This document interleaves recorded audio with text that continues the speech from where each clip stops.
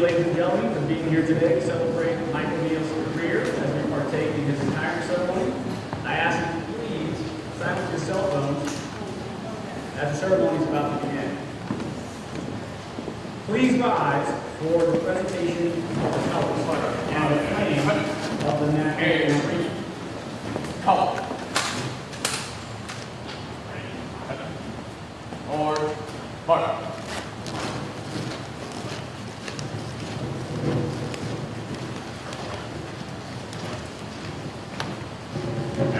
Mark. Mark.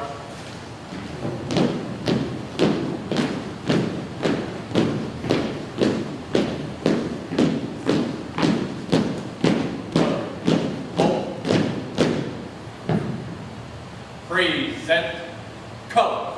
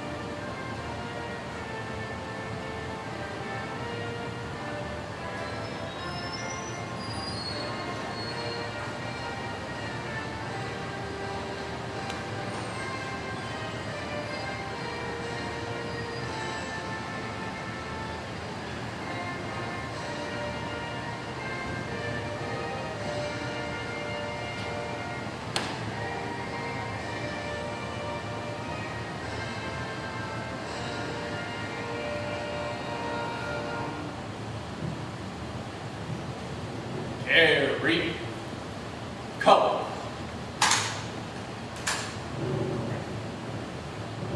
Order. March.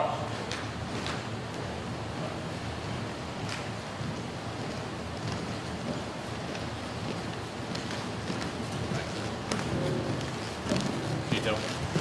Hold. Order.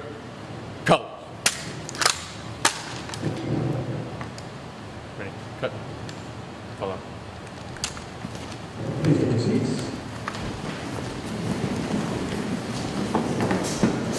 Ladies and gentlemen, introduce you to the Master of Ceremony, Colonel Yates, who is the Program Manager for Training Systems and Marine Corps Systems Command, and Mr. Michael O'Neill, Director of Modeling and Simulations.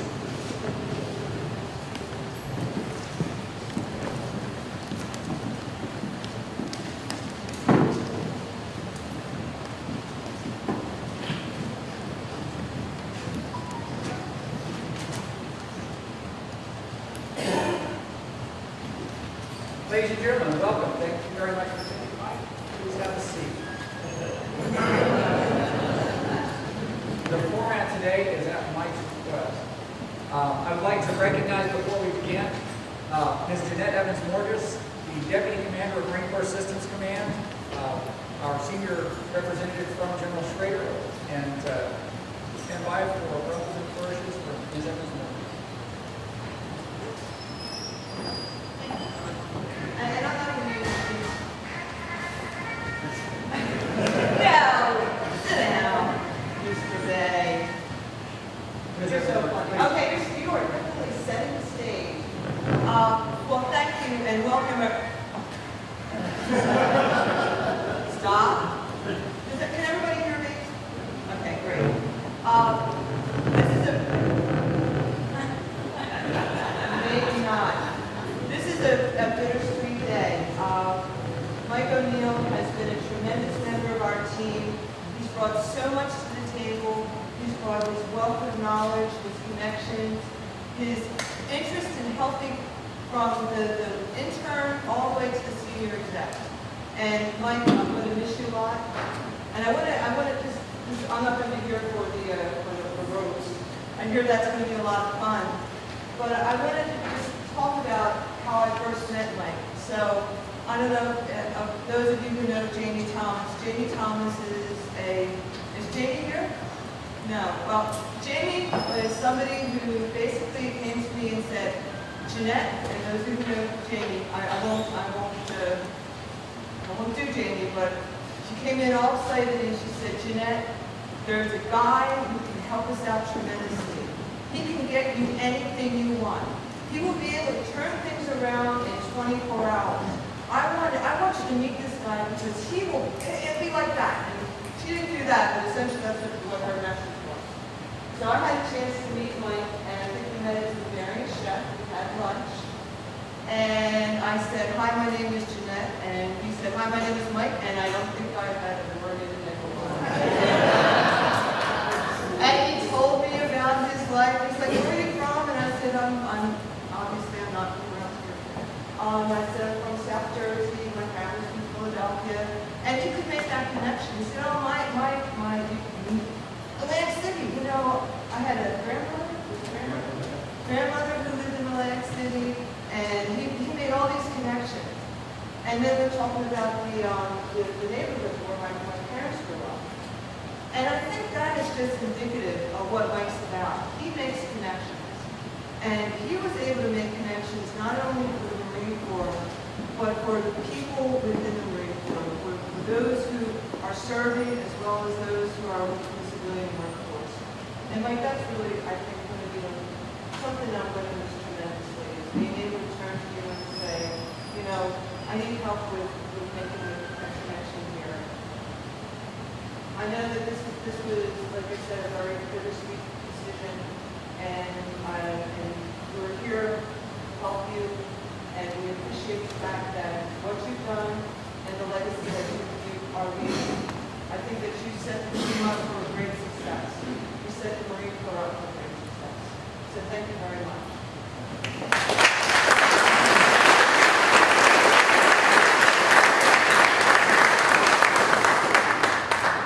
All right, I think the acoustics are such in here that I probably won't need a microphone. There's a little bit of interference there. I am very honored that Mike asked me to officiate at this ceremony on the occasion of his retirement. After over 35 years combined government service in uniform and as a civil service employee in the Defense Acquisition Corps of the United States Navy. As you probably all know, Mike grew up in Cleveland, Ohio, graduated from Miami University of Ohio, and that's where he met Gail, and he first manipulated her emotions by using his blueberry allergies to make her send it. Mike's older brother, Jack, served in the Marine Corps and before joining the Cleveland Police Department for 44 years, and strongly encouraged Mike to serve his country in the United States Navy. Mike was commissioned in 1975 as an ensign and designated as a surface warfare officer. As a company grade officer, he served on the USS Truett from a wardroom that produced in his class, in his wardroom, 4 flag officers in the United States Navy, all of whom remain grateful to Mike for the springboard that he provided in the quality spread of the performance of that. Mike transitioned from surface warfare to engineering duty officer, so he would have a more marketable skill after his Navy career, and retired from active duty, left active duty and began service in the U.S. Navy Reserve, and retired from the Reserve at the rank of captain. And from which time he spent about 7 years, I believe, in private industry before coming back to the U.S. government service as a defense acquisition corps employee with the U.S. Navy. As a non-civil service employee, Mike has managed a wide variety of programs, including ACAP-1 major acquisition programs. He was the manager for BFIT, Battle Force Tactical Training, which remains a key component of Navy continuous training environments today. Mike's also is the first project manager for the Marine Corps' deployable virtual training environment, which I manage today down at PM Training Systems in Orlando. And this was at a time when the Marine Corps did not yet commit to having an acquisition corps of its own. So to be qualified to do that, we needed a Navy acquisition officer. And Mike was selected by senior Navy acquisition officials and endorsed by our former Commandant General Gray in his performance of that job. He's worked on everything from black projects to free electron lasers to rail guns to blimps. His Rolodex of colleagues and proteges is a who's who of the naval acquisition, including our former ASN RDNA, our current senior leadership in the acquisition board.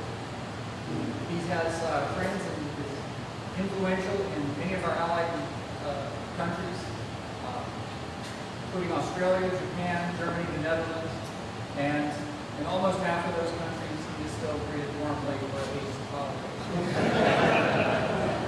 Mike has been my friend and mentor for the last 6 years. It's been a pleasure to get to know Mike personally and professionally, to get to know Gail, and I'd like to recognize Gail's parents, Lou and Seal, who are with us today, and Mike's mom, who could not be with us today, but will be watching this recorded version of this retirement ceremony. Mike instinctively mentors and shares his wisdom. That's just what he does. And Jeanette was talking about Mike being the guy who could get anything done and make connections. If you read Malcolm Gladwell's book, Tipping Point, he talks about the people that involved in spreading a phenomenon. And he has this functional group of people that he calls mavens. Mike is a maven. Mike will hook you up with his knowledge to benefit you personally. And you know you've made it with Mike when he invites you to Dulles Expo Center for the gym show to go into the dealer-only area. Everybody in this room has probably been offered a deal on a diamond. He invited me and my two daughters on a couple of occasions, and they had a ball. Also, would like to recognize Mike's daughter Megan and her grandson Aiden. Yeah, Aiden, stand up, Aiden. Aiden's pointing to himself. Well, and Megan's husband, I'm sorry, Brian, I'm sorry. My hearing aid arrives next week. Former artillery officer.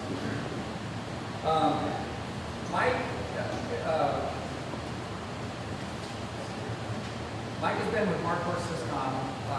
He's taken engineering interns and grad students over at Georgia Tech Research Institute under his wing and given them career advice and mentored them. He's hosted social gatherings at his house repeatedly and given the interns a place to seek advice and learn about civil service and the Department of Defense. And he, as you know, offers advice of a personal nature as well. I received volumes of parent advice from Mike on raising daughters. He feels uniquely qualified to render that advice. And he's probably dispensed more marriage and relationship advice to grad students and interns than Dr. Moore. Just asking him. Over 30 years ago, Mike became one of the pioneers in the application of modeling and simulation in support of the acquisition community and for training applications. Mike has conceived and led numerous M&S projects that continue to be employed years after they were first built. The first victim of modeling and simulation is from Dr. George Fox. Back in 1987, wrote something that every M&S professional will recognize. He said, all models are wrong, but some are useful. And I'm not sure, I think it could be attributed to Dave Kotick, who was inducted into the Modeling Simulation Hall of Fame earlier this year, and a friend of mine who sends his regards and should come up from Orlando to be here today. But if Dave wasn't the first one to say it, he certainly repeated the O'Neill corollary to Dr. Fox's dictum, which is, all of our models are wrong, and that son of a gun O'Neill is getting away with it.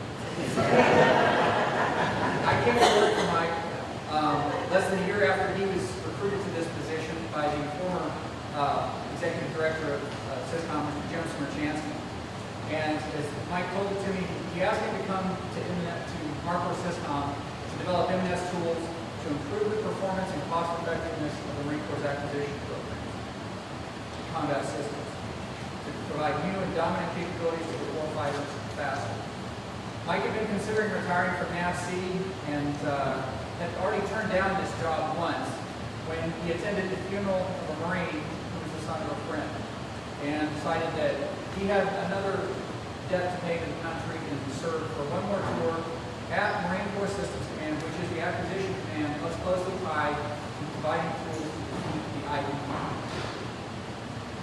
package that Mike was offered as a senior NH4 was a cubicle at the end of corridor A in building 2200, and no budget to develop an estimate.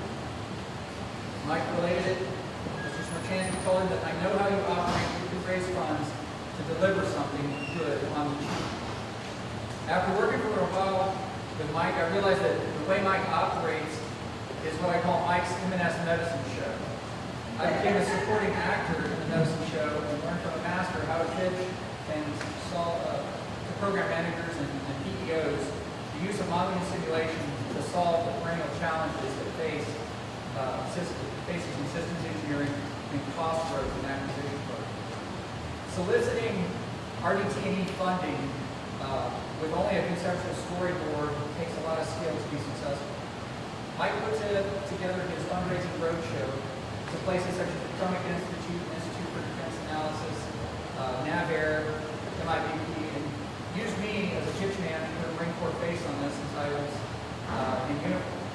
I was pretty skeptical of our chances of getting any significant contributions of money for this proposal, but Mike had no concerns. He was confident. He said, if you've worked with Mike, you've probably heard him use the metaphor that getting people to contribute RDT&E funding requires a presentation like a burlesque show.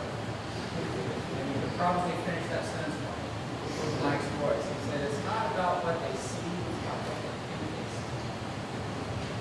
And I realized Mike actually believes that. Mike carries around $2 bills. Around $2? Now, before I say this, Mike is kind of like a Confederate general. You can't judge him by the contemporary standards of behavior. I asked Mike, why do you carry around $2 bills and leave them as tips? And he looked at me like I was crazy and hadn't been around the block at least once. He said, every sailor in the 6th Fleet knows to carry $2 bills. You realize how hard a dancer will work in your side of the dance? You think you're holding up at 20?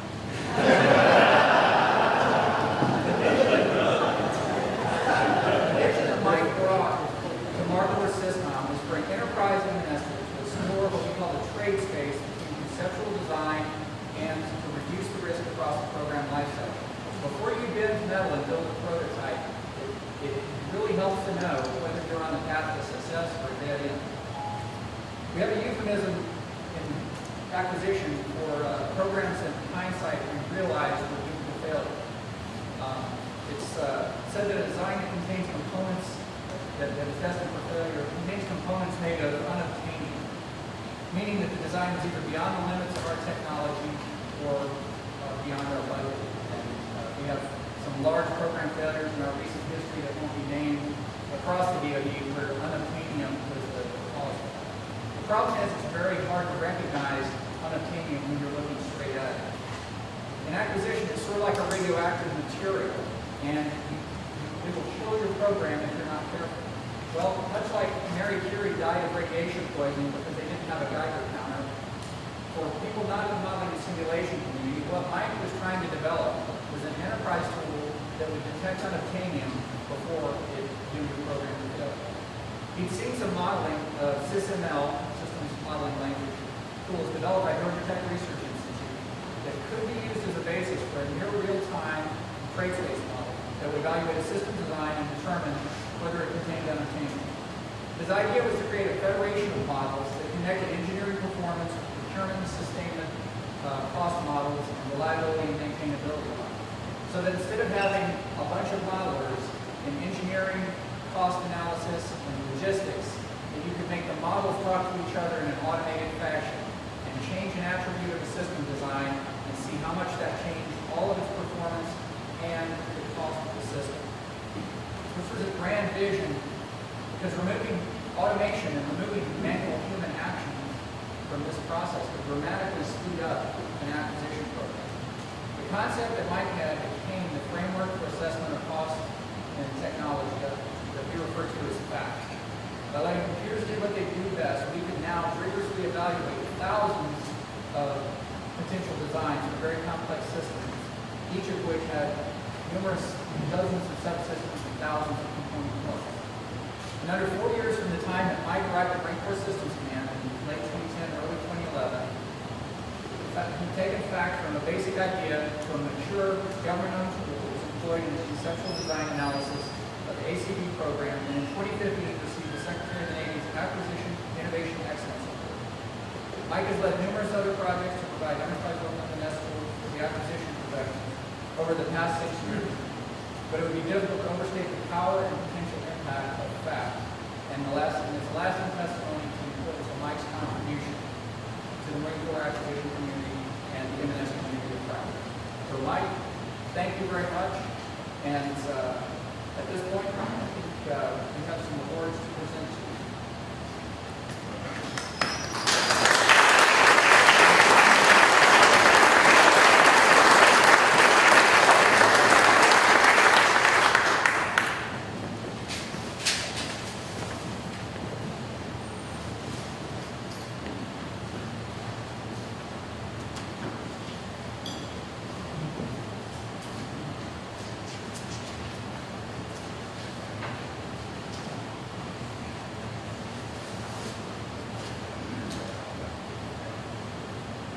Department of the Navy, United States Marine Corps, Combination Medal for Superior Civilian Service, awarded to Michael A. O'Neill, who has been cited for superior service while serving as the Director of Modeling and Simulation Division, Marine Corps Systems Command, Quantico, Virginia, from September 2012 to September 2017.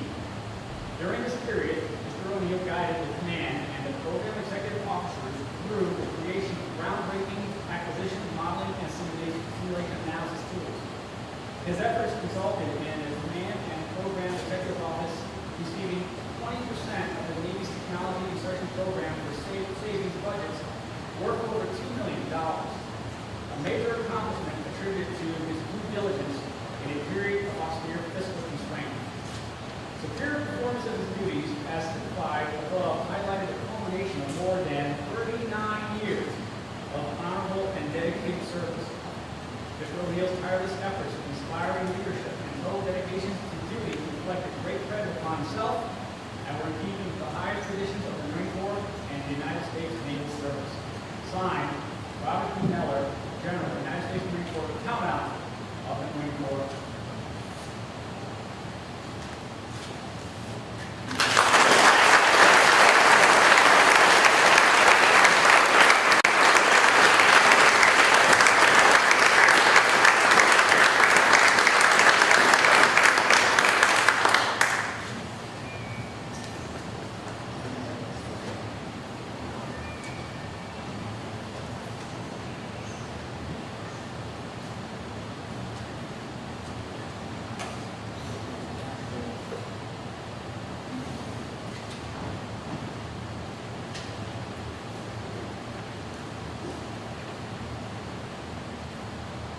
Congratulations, Mike.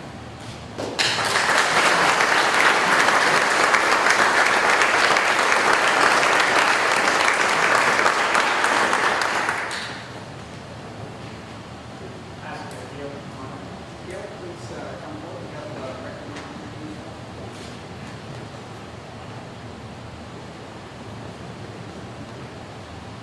United States Marine Corps Sept Certificate of Appreciation awarded to Gail O'Neill in grateful recognition of the support that given Michael during his distinguished military and civilian service career. Your encouragement and devotion were instrumental in Michael's lasting contribution to our Corps and country.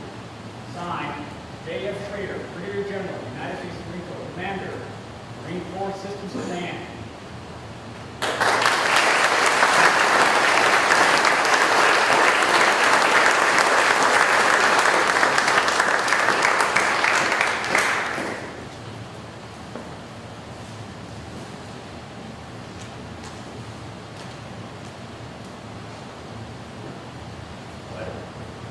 Dear Mr. O'Neill, as you complete your career of civilian service with the Marine Corps, please accept my personal thanks and appreciation for your devoted efforts. Your choice of a career dedication to serving our nation places you in a special category. You and your fellow employees have provided the strength and skill that keep our great democracy working and working well. Only those who have served our nation know the satisfaction that comes from keeping our federal government functioning smoothly. You are a member of an elite group of people who have chosen this path of service to the public. I share your pride as you reflect on a long, distinguished career. Your friends join me in wishing you every success and much happiness in the years ahead. Semper Fidelis, signed, Robert E. Neller, General, United States Marine Corps, Commandant of the Marine Corps.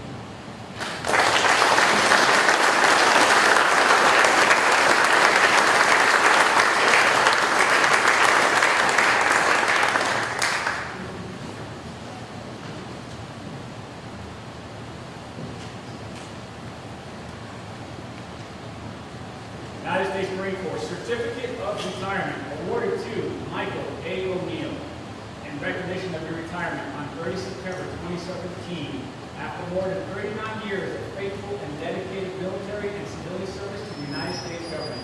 Thank you and best wishes in your future endeavors. Signed, J.F. Schrader, Brigadier General, United States Marine Corps, Commander, Marine Corps Systems Command.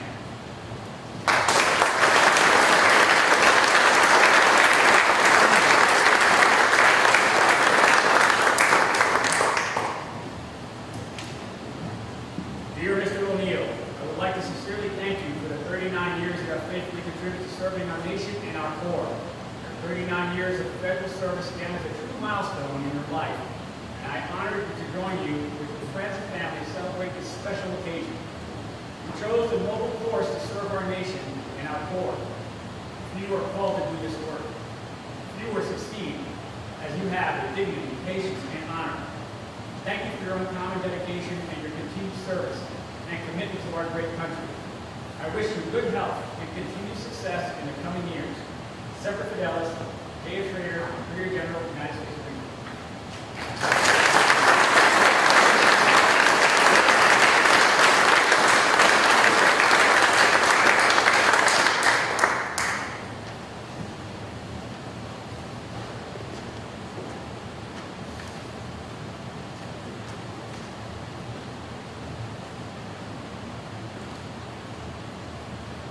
Commissioner of the Marine Corps Systems Command to serve Department of Navy Systems Command for Marine Corps Ground Weapons and Information Technology System programs in order to equip and sustain Marine forces with full spectrum current and future infantry and crisis response capabilities. Marine Corps Systems Command originated from the Marine Corps Element Equipment Board established in 1933. The board's purpose was to evaluate industrial equipment for use in amphibious operations. Later combined with Tactics Techniques boards, these two organizations formed the Landing Development Center in November of 1963. The name was changed to Development Center. In November 1987, the Marine Corps Research and Development Acquisition Command was established.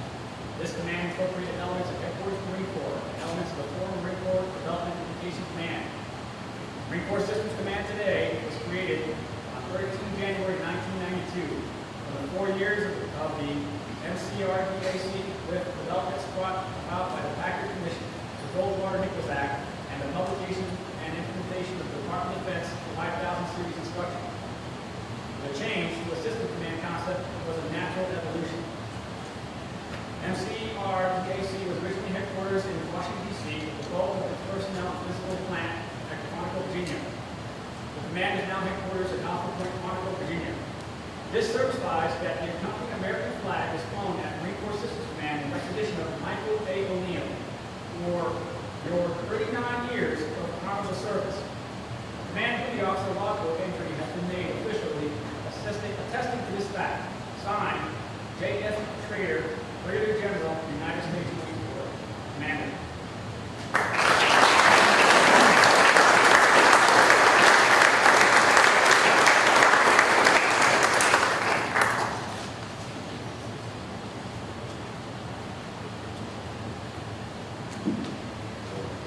At this time, we're going to open the floor for remarks from the leader.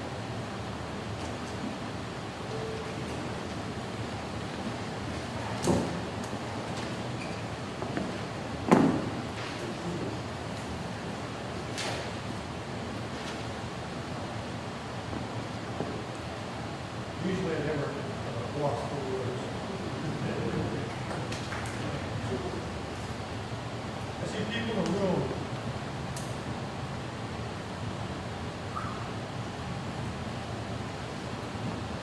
family, my brothers, my wife, daughter, grandson. 7 years down here, I learned a lot about the Marines. Probably the most rewarding time of my entire career. I got to do amazing things with amazing people. I look around the room, but I was shaped, I was molded, I had the best advisors in the world. I looking back and I see Jack Boyle. Jack's got a few years on him, served on all of us. I think Jack would probably say I was on the guard, but Jack was on all of us. I looked at the two premier financial people in the entire agency system today. Denny Trester, Jennifer Fontaine. No matter what number I would throw out, Denny could back into it, prove it, and we won it. If you ask Denny how much 1 and 1 is, Denny would say, what do you want it to be? I feel a little lonely. Last time I did a ceremony like this, Denny was on the stage with me. We were doing the BFIT program. BFIT was something that Kurt Taylor and Denny, Jim Brewer put together. I was fortunate to come along and be able to work with those guys. They were amazing people. I look at Dr. Tom Solomon. He said, Mike, you're not retiring, you're graduating. And I thought about that. I said, yeah, this is a lot harder in high school. 39 years, that's a long year's time. I thought about what I did in my career, and it's hard to explain. It is your job. I never really could do that. Then my daughter came with me, and she came in the office and bring your kid to school, or bring her in the office, let her see what dad does. So I brought her in, my boss was great, Gary Thompson, short Gary. Gary got her ice cream. She liked Gary. She got home and said, okay, so now you know what your dad does. She put her head down, took a little bit, and said, Mom, you know, Dad just talks to his boss and talks on the phone. He really doesn't do much. It's probably the most accurate description of what I do in my career. I look at my friends, and I want to wish you all a happy New Year, my Jewish friends, my wife, my daughter, and there's a prayer here that has a lot of significance for me. So it's, I think, appropriate. I'm starting the next phase of my life at the beginning of the new year. So I want to thank all of you. I couldn't have gotten here today without from the Ace, Louise, Alan, the interns that I've worked with, the people in the room who have been patient with me, because I often lose my temper. We had a Cleveland connection. I came to work for Jim Straczynski, who's from Akron, for a Browns fan. I got to work with Dave Unger, who's a Cleveland guy. Cleveland guy got it. Dave and I kind of schemed, plotted together. Dave was great, but just don't go to jail. I've got to work on the international side, which has been wonderful, and they have pictures and video, which I think some of you may have seen. Those are all fake. It's fake news. There are close to 1 million people in this room right now. I got that confirmed from the president. I just want to say it's tough, it's emotional. It's one of the things where the years went by so fast. It's hard to believe how quickly they went by. Each and every one of you in the room has made a big impact. I will be coming back. I still collect teddy bears for Toys for Tots. I've been doing that. I was proud to work with a group called CASA, the Force Special Advocates. They help sponsor people to produce children and a golf tournament for 100 years. So many people played in it. I want to apologize to my golf team. Even when I tried to rig it and made the rules, we never finished getting higher than third. There are people who still pay money, so they're not going to be in my person. I just want to apologize up front right now. I'm sorry I was such a bad ball. I also want to recognize someone I've known in my personal life longer than my wife. I actually met my college roommate who came in from Indianapolis. I'm going to say nice things about you and hope that you won't say bad things about me. The lead manager, the roommate, best friend, 45 years. That's longer than most marriages. We still get along, we still talk. Lee, thanks for coming out here from Indianapolis. To my neighbors, friends, colleagues, it's been a hell of a good time. To the interns in the crowd, let me give you a bit of advice. If you're not having fun, go do something else. Because it's a really tough life if you're bored and hate what you're doing. I will tell you that what you do makes a difference. One last comment, and I When aboard ship, I got invited to see the combat systems. They walked me in and the guy said, "Sir, let me show you the Battle Force Tactical Training System. This is what we use to train." And he sat and briefed me on it better than I could. And when he was all done, the captain looked at it and said, "Son, this is the guy that actually put this system on the ship. He probably knows it." I was never so proud to see that these kids used it and hopefully bring it home. I asked everybody to keep moving. Puerto Rico and the other islands, keep in your prayers. Those in uniform, keep in your prayers. The reason I came down here is I lost the young.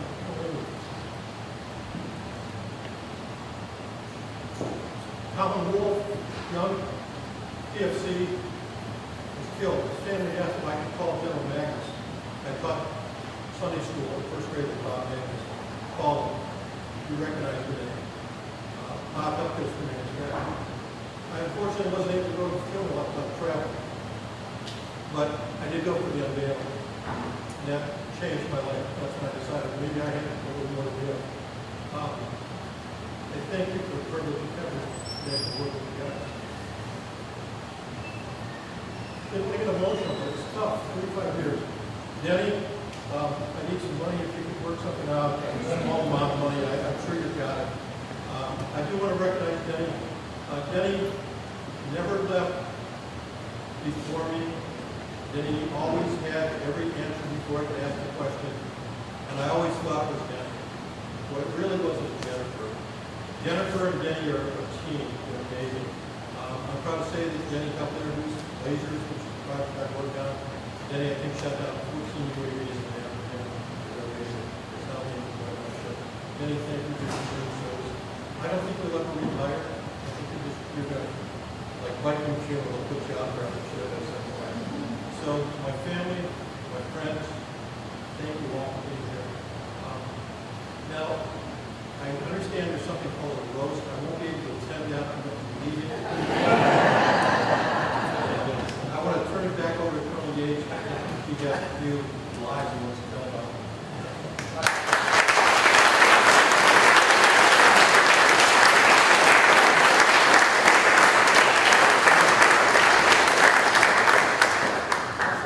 Before we do that, Ms. Evans-Morgan, thank you so much for being here to represent the senior leadership of the Marine Corps Systems Command. I know you're cognizant of premium and you have other commitments. So thank you so much for being with us, and we will.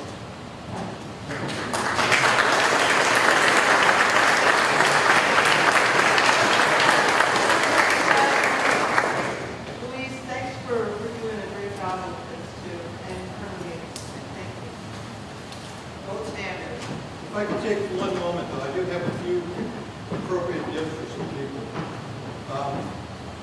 I know this comes as a shock to you, but I am a Cleveland Browns fan. I'm predicting that they're going to do twice as good as they did last year. They're going to win 2 games. But for 80, this is an official cup.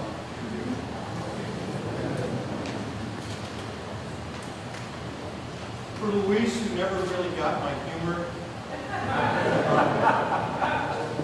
Luis, this may help you. It explains a lot about what I do. It's called Redneck Classics by Jeff Foxworthy. It helps you socialize with the guys that are going to come in and have me. Thanks, sir.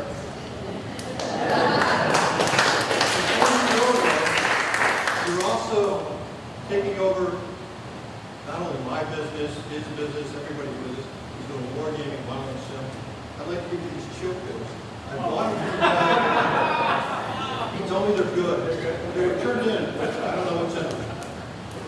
For Colonel Yates, Walt was the one Marine selected for the Secretary of Defense Fellowship Program. He went to work with railroads. He loved it. He's never quite got over it. So Walt, I'd like you to have this official train whistle. So you can sit in your office and pretend you're back on a train. And if I could get Chad and Alex up.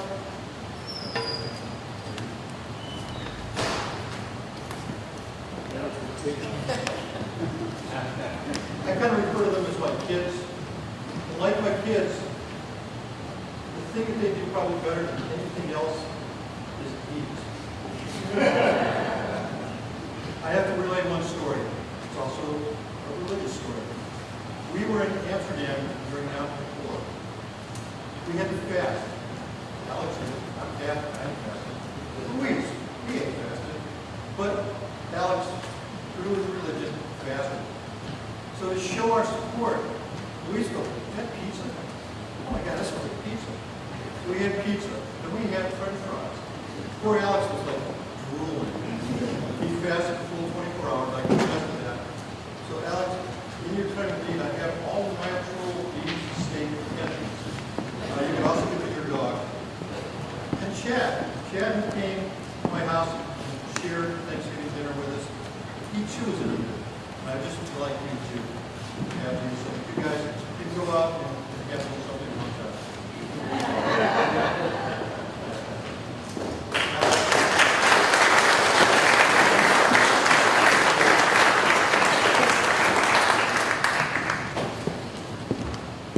All right, so it's Luis is setting up a slideshow.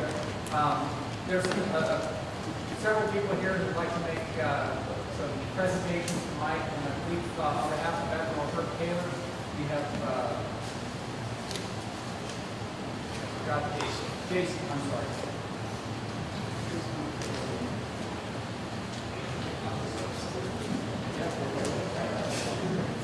My name is Jay Storms. I'm a retired Marine. I spent some time at Systems Command. It sounds like I missed out on not getting a chance to work for Mike. I'm here actually on behalf of Admiral Herb Taylor, who is just sick and we can't be here today, and also for the rest of the Subventions team. He wrote a pretty significant roast here, several pages, so I better get to it. But as I read this, please keep in mind this is Herb Taylor, this is not Jay Storms. Mike has been a legend in his own time, both at NAVC and at the Marine Corps Systems Command. Rear Admiral Taylor thought that he had been such a colorful person in his career that someone should write a book about it. Well, back in 2008, Rear Admiral Taylor did exactly this for Mike as part of his farewell from NAVC. He made a first cut of the chapter titles that should be in the book, and provided the opening paragraphs and presented them to the crowd in his NAVC farewell. Former Commandant of the Marine Corps General Gray, who was in attendance, thought it captured Mike perfectly.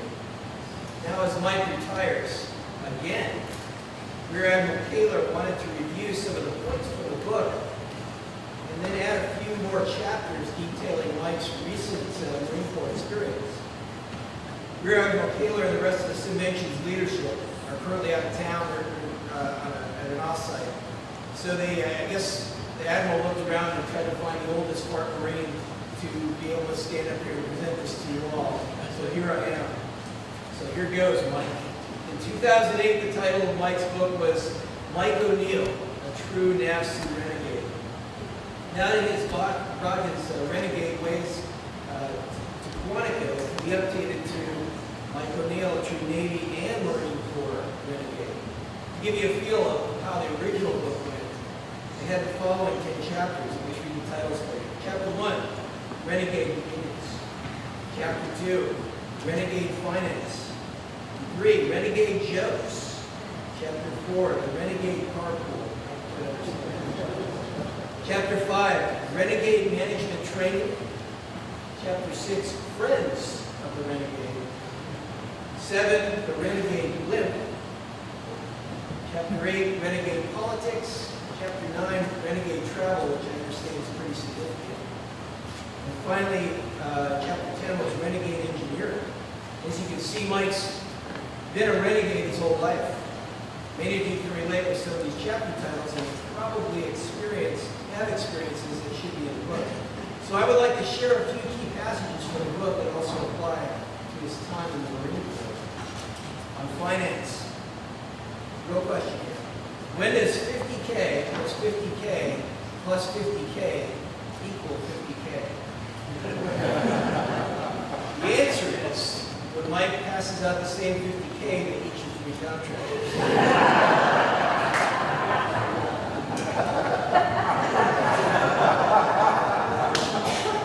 On management training, during the course at NAVC for Mike's management development, time learning how to achieve a win-win strategy.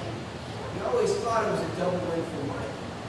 Also, Covey had 7 habits of highly effective people, but Mike always wanted to be the best, so he had an 8th. Mike's 8th effective habit is, when all else fails, forget Covey and do what a true renegade would want to do in the first place. On systems engineering, Mike calls himself an engineer.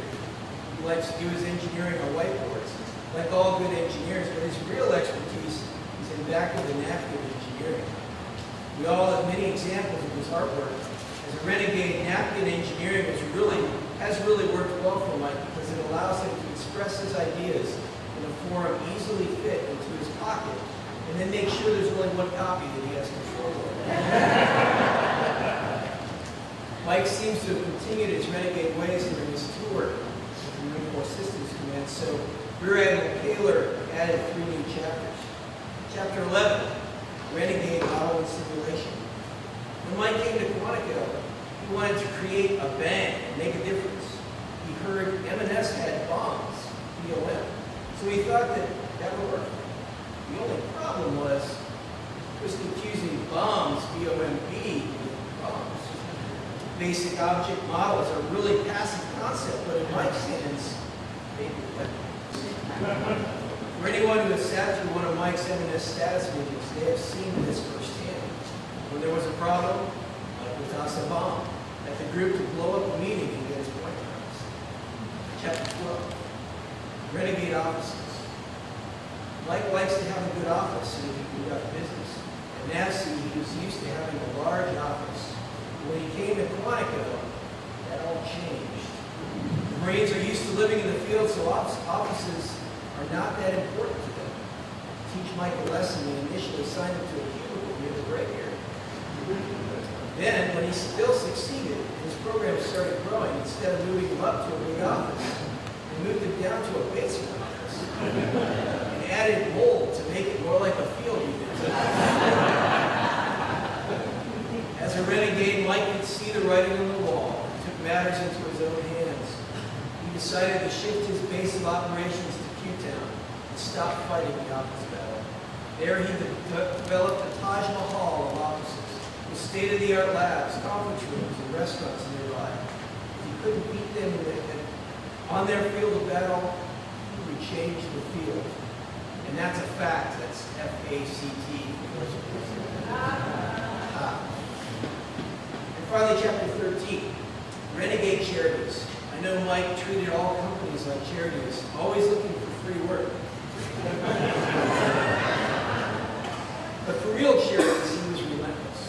Whether it was his annual BFTT golf tournament or his county CASA program, he made sure all gave their all. He was gentle and persistent in his reminders, but you knew you had to give. When the renegade with the bombs calls you, give. In Renegade Travel, chapter 14, Mike is actually only 55 years old. But he is ready for retirement because of his extensive travel schedule.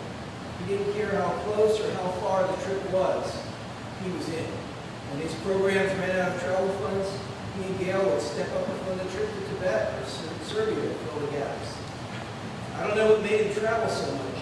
Maybe it was because of his basement office. Maybe it was to give people time to recover from his bombs.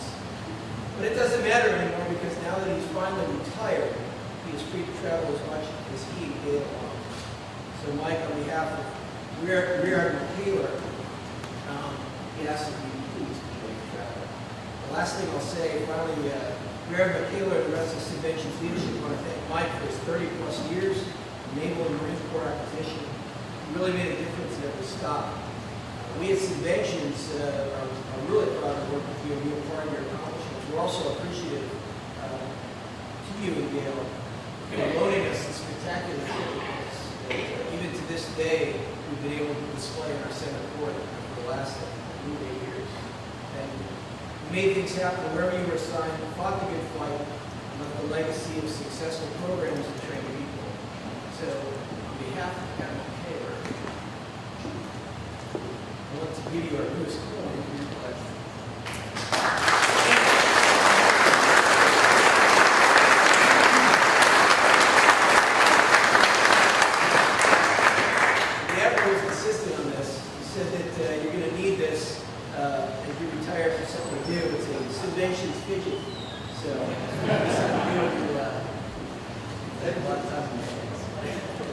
Farewell.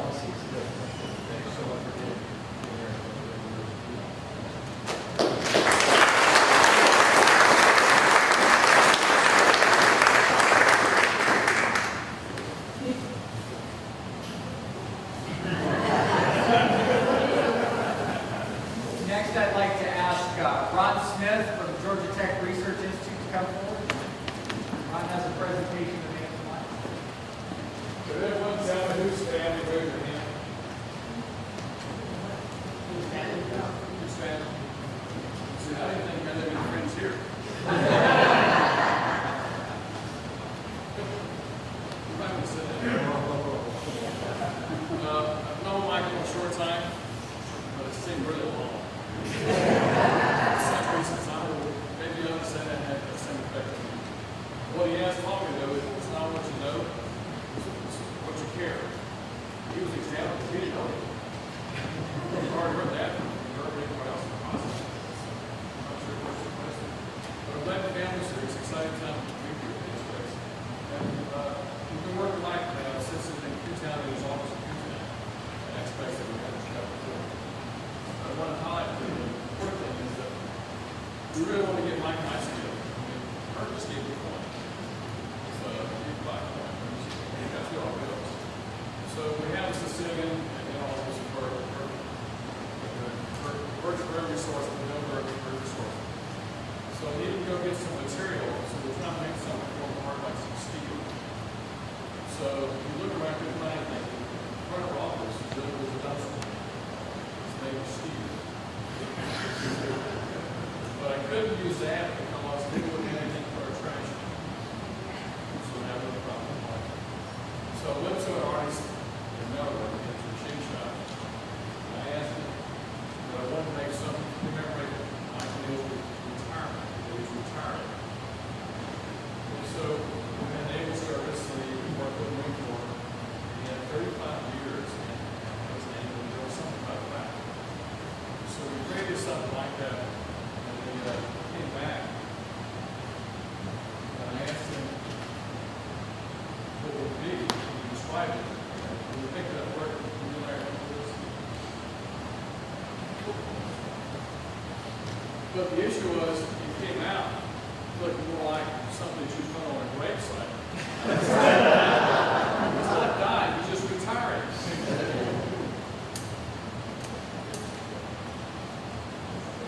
So, Louise, can you turn the light on a second? We'll get more away. We'll stand the light. Mike, you got to come over to this side.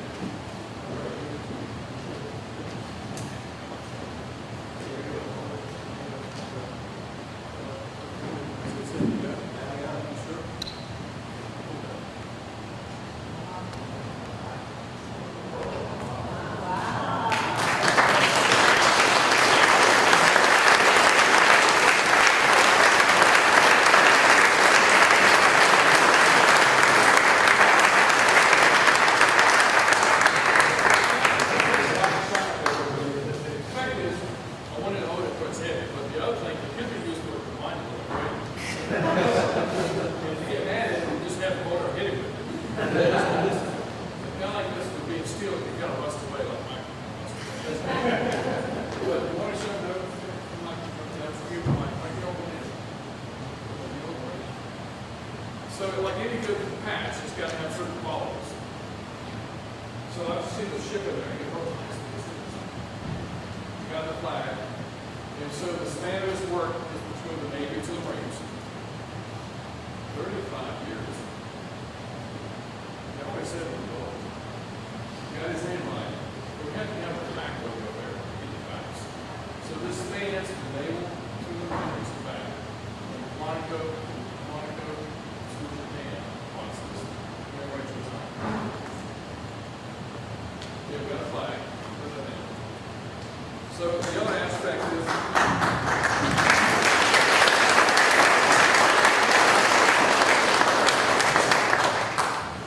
you were there when this Congressman Whitman was there and ran up with it.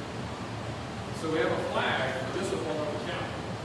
So federal grants over. You guys know. So this is all aligned up this year.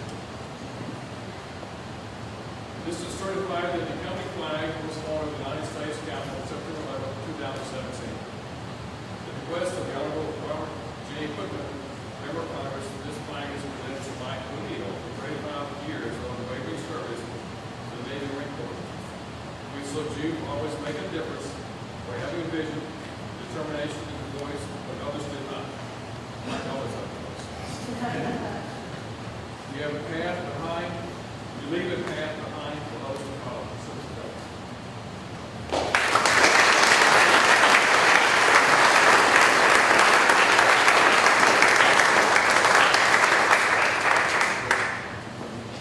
For those of you who have not been to Georgia Tech, it is the most prestigious technical station in Quantico.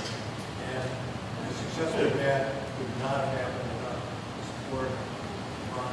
And the one thing I hope is he doesn't have the video of me trying to play car. Oh, yeah, we had that aspect, so I have $2. Being innovative, innovative features and design things in Georgia Tech. We had the streets of Quantico flooded because the rains got over the water.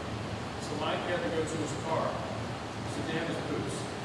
So we have about 8 inches of water in the parking lot. So we put on garbage bags and sleigh, tied them and walked to his car with trash bags. However, that was an email that got hacked by the Russians because of Whitney Hillary.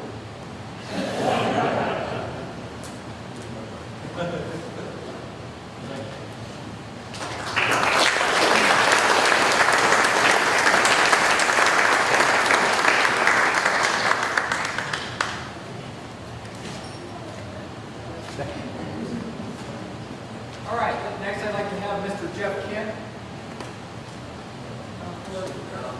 I'm sitting down for this. I first met Jack back in 2001. I was working with Capital State and he was the program manager of the University. Mike had a propensity to exaggerate things. So I wrote off to the Office of Records Management and got your first 41 file on your Navy career. And when I looked through it, it was full of a whole bunch of irregularities and incorrections. So I attempted to correct it. I want to walk you through his first 41 file. So, I also want you to know, we got a corporate sponsor. He actually spent enough time in the Chow Hall in 2200 that maybe we furnished it based on the contributions. So first of all, Mike's a little older than he pretends to be. He's not 55. He actually graduated back in it's not the University of Ohio. He went to the Seaman Institute for Irish sailors or something like that. And he got his degree in sailmaking, right? So obviously he joined the Navy, right? So he's an ensign, joins the Navy. That is not your first ship, right? That is not you. See, I told you his file's a little jacked up, so let's go out to his first ship. There we go. Now, Mike's a propulsion engineer, right? He's kind of missing his propulsion, so it's off to the yard for him.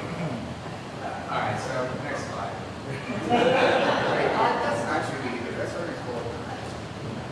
Mike's got his ship fixed at least. He's still idle though. He's not underway, so they at least got a promotion to get him going. All right, next slide. All right, Mike makes let's not cap it either, right? All right, so there's his real first ship, and as I like to tell when Mike was in the Navy, the propulsion officer, when the cap said make 5 knots, he goes raise the mainsail, and when they needed auxiliary propulsion, of course, he went down to the bilge and lowered the oars.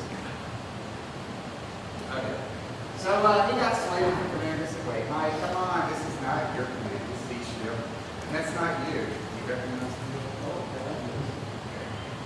So believe it or not, actually, that is Mike's first skipper, I believe, on his first real ship.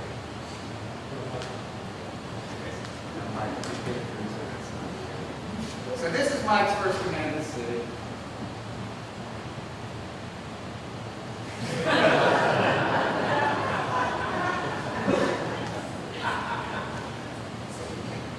already grabbed it. Yeah. So after that point, C another side, that's enough C duty for my shore duty time. This is how he ended up at the Navy, right? So on that shore duty. So here's Mike in 1917-ish on the production line. No, wait, Mike, come on. You're working hard again.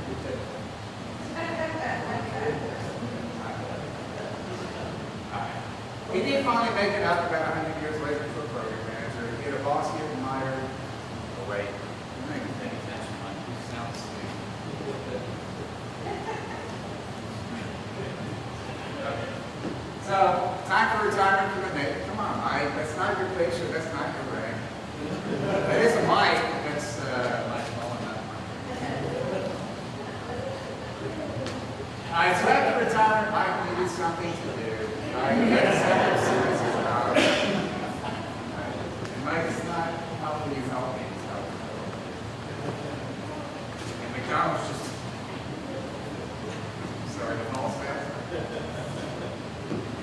All right, so these are actual photos of my hard work in between his Navy career and his next career.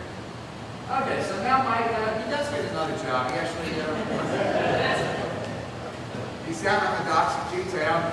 He's just dreaming away. And he remembers somebody he met when he was working at the Navy Yard. And he needed a good simulated man. Simulation man down at Quantico. So that's how Mike ends up here. Place, right? And hey, in this thing, he got a couple of awards. Here's some actual other awards Mike got. He served in the Arctic. But once again, Mike working hard. He's down in the boiler room. He also got the virtual award. It's somewhere. He got the fact and the Facts of Life award. The Irish Navy award, and of course, the Where's the Beefy award. Now, it's been a pleasure to work with Mike again. I met him back in 2001. He was my co-sponsor at the time. He had the funds. I was the last guy who looked at those funds, kind of like the contractors. He also promised me the same 50,000 promised everybody else. And he gave me some advice. He says, what happens when the guy in D.C. in the Navy Yard tells you you're going to get less money? What do you do? I said, well, I just try to figure out how to make it work. He goes, no, I tell you, you get less, you do less. And you do less with less. I've enjoyed working for him. Pleasure to be my supervisor and / school here in the latest reorg and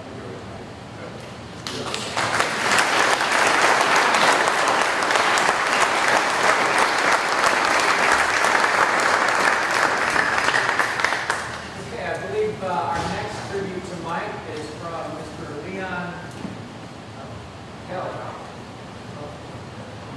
And he is joining us by Skype. Are you with us?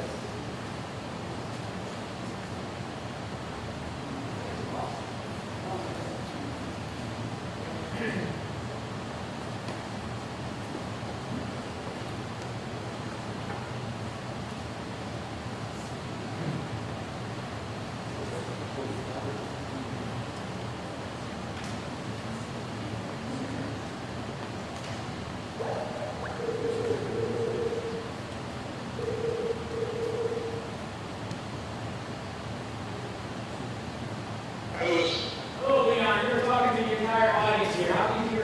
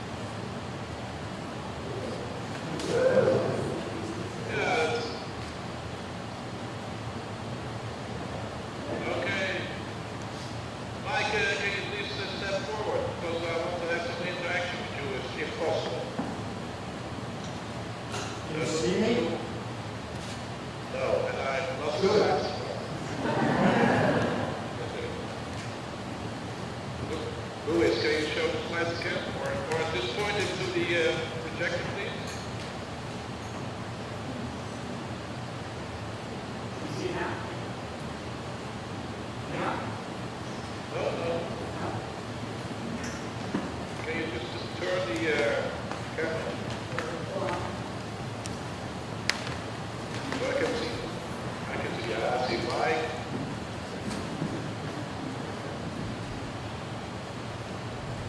Hello, Mike. Yeah, how are you, sir? I'm fine. I'm here for your party.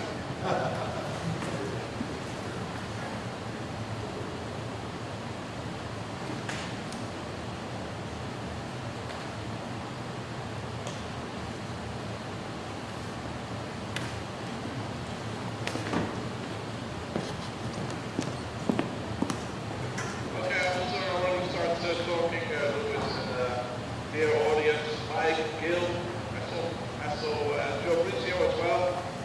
I'm here live from Amsterdam. Of course, you know what's going on in Amsterdam.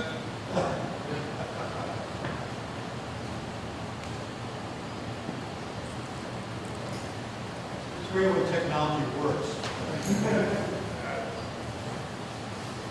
The Dutchies, they're so far behind us technologically, it's a shame. I thought we were with the director of public assimilation, and we're still struggling with the IT.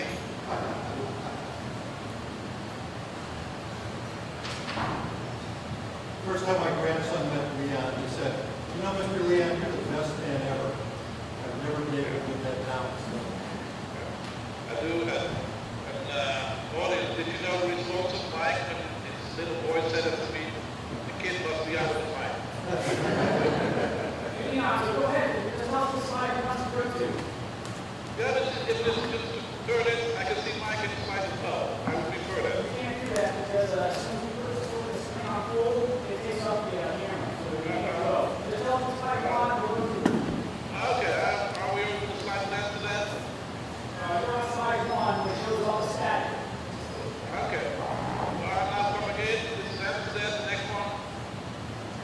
Okay, slide 2 is 6. I will accelerate. We see the slide after that? Yes. Can I have the next one? I'm in this little internet cafe and also this coffee shop. You know in Amsterdam they don't sell coffee in coffee shops.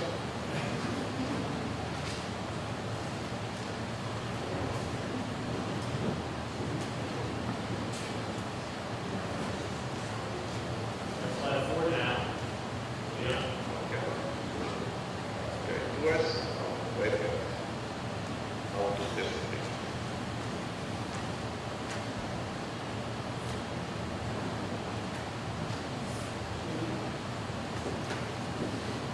Leon, you there? Yeah, I'm still there. Okay, waiting on you. Okay, yeah. I just put slides forward. Slide 4 now. Okay, we see the three guys. Yes. Okay, we're synchronized again, and thank you, Louis, for setting this up. And again, that's me and Mike O'Neill, and we're here for your party. And Mike requested the roast, so from this roast, the Mikey leaks, and it's not my presentation. They set me up to give me this presentation. Important for you, this important caveat that this is brought from the Dutch territory, so I'm not responsible for anything this presentation. Are you still with me, Mike? Yes. Okay, please, Mike, let's extend this meeting on a monologue and a dialogue, and we want to propose, and much better than Turkey. So please fill in, Mike. Of course, if you want to roast, I'm an Dutch guy, so I didn't have a clue about the roast. So if you talk about the Dutch roast, I was thinking about the Dutch offer. Probably that was not what you were referring to. So I did some literature study. What's an American roast? And I looked at the amazing Pamela Anderson and also the Charlie Sheen.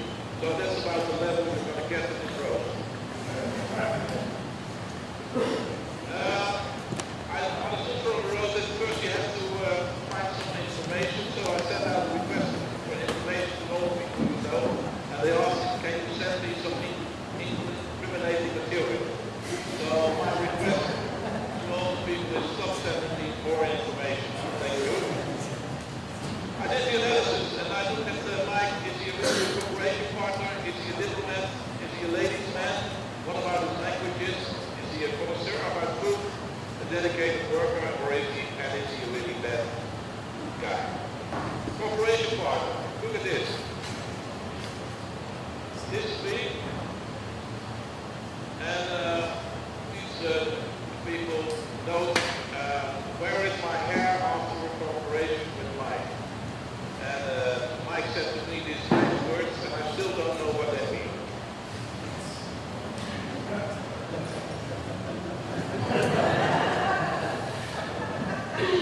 Mike is really a cooperation partner. This is one of our customers, and he really is very well playing with the customers and really getting into them.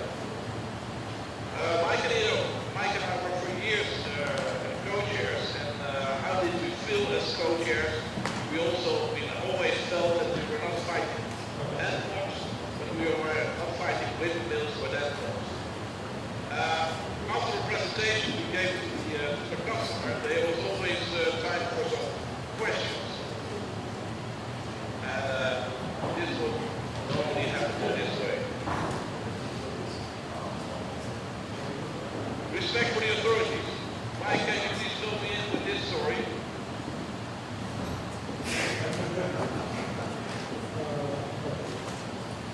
Red Vans.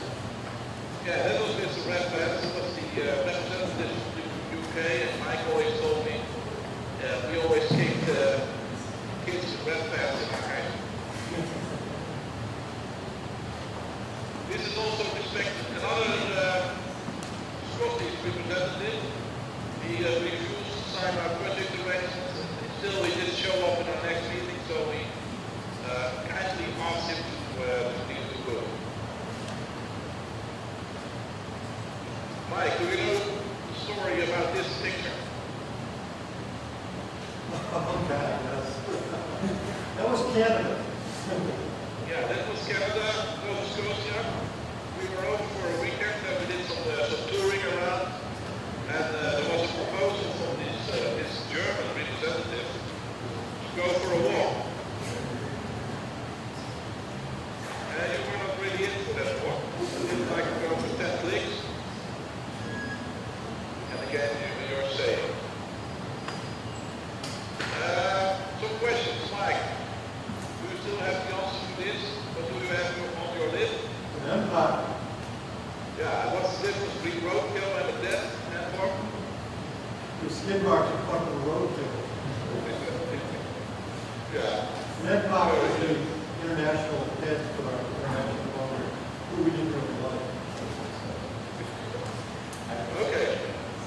Bring me back to the scene in Paris. There was a guy presenting with a very soft voice, and you were doing the translation. Can you repeat that, please?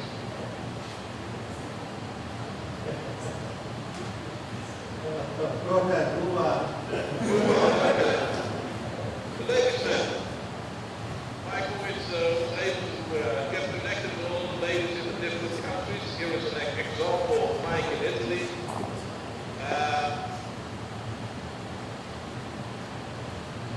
Are we at the scene in the harbor in Den Helder?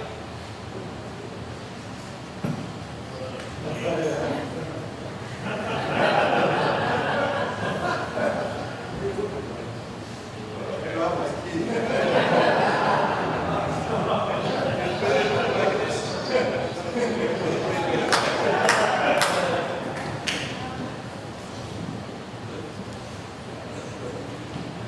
Look at Mike, he's getting close to Mary, Secretary of the Forum. And this is one of the ladies that Mike very admired, Lorraine. That's the next slide. And here is the lady, next slide.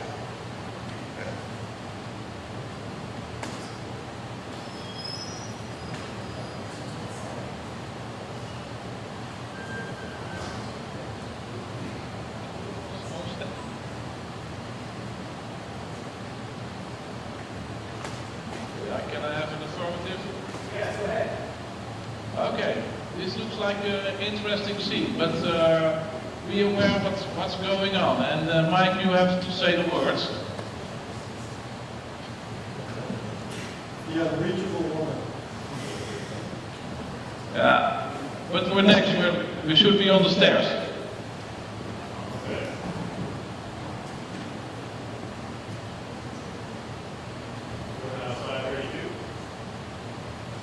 Yeah, slide 32. And go to the next one.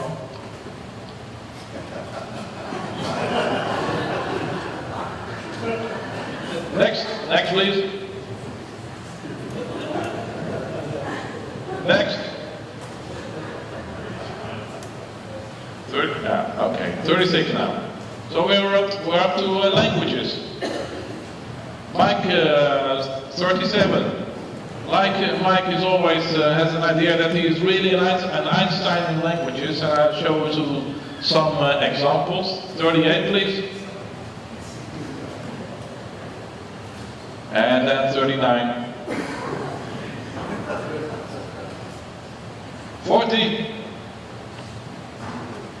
Yeah. We're 41? Okay. Yeah, Mike, you remember this story that you want to buy something for Gil in this little German shop? And we go to 42. The shop was closing and Mike wanted something very small in the shop display. It really didn't abuse her. 43, please. We go to Gillies, German and Gillies. 43. Uhren. Uhren means in German watches. And there is also some Yiddish over there.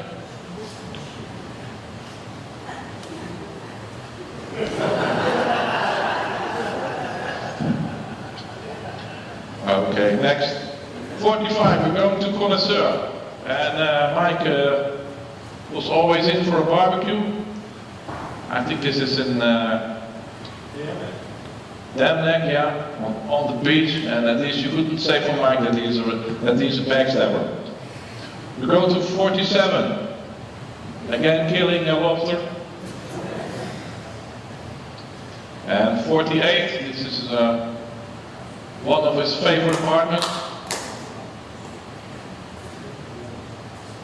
Mike, you still remember Tim Din? Oh, absolutely. Okay, we go to 49. Again. This is his favorite restaurant in the Netherlands, Simonis. There you can have a good meal of fish. Here we are in Spain. And Mike is really a connoisseur of food, but also of languages. So he told us, I will take care of the orders. And every time he ordered something with potatoes. We go to 51. So we didn't get any meat, but we always ended up with potatoes. So the conclusion of Mike was, so potatoes are potatoes. I think it's quite right. Then we have the story of the delicacy in the Netherlands. We have a thing that we call zoethout. You could translate it into sweetwood. And we go to 53. Mike was really enjoying this. 54.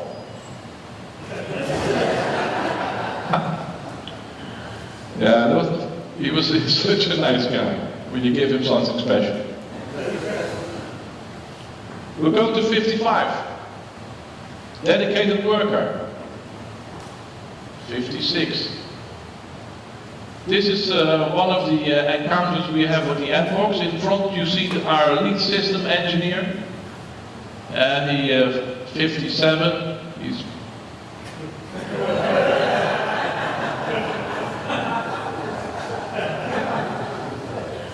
so he set a great example. 58 please. Look at this. 59.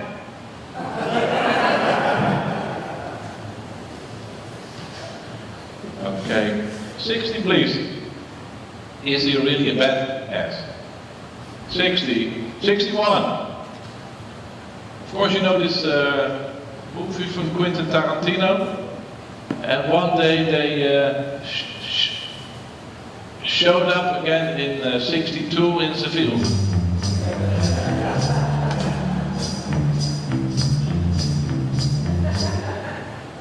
We go to 63.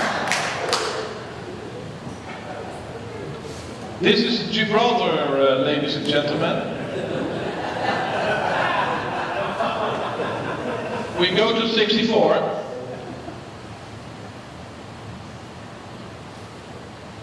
So that was exciting scene. We are at 64 now, so we can go to 65. And 66, that was happening. 67, please.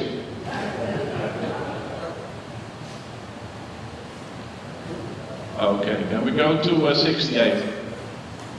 Way ahead. And of course it's time for presents. I already saw that you got a lot of presents, Mike. This, first of all, that is always be my conclusion, Jill must be an angel. So, and I always wanted to be your son. Okay, we go to 70. This is our former Queen Beatrix, and there was always something special with our Queen Beatrix and Mike. He was very interested in our Queen, and he really asked me, is your Queen approachable? So I requested Mike, what do you mean, is your Queen approachable? And he meant that I had to set up a meeting with her. Unfortunately, that did not happen. But I'm going to make it up with you. This is the formal government portrait of our Queen Elizabeth, Beatrix and Prince Claus. And Mike, I don't know if you see the camera right now. Yeah. But I got it over here for you. So it's waiting for you. Come and get it. Or maybe soon I are able to bring it to you. Okay, we go to 72.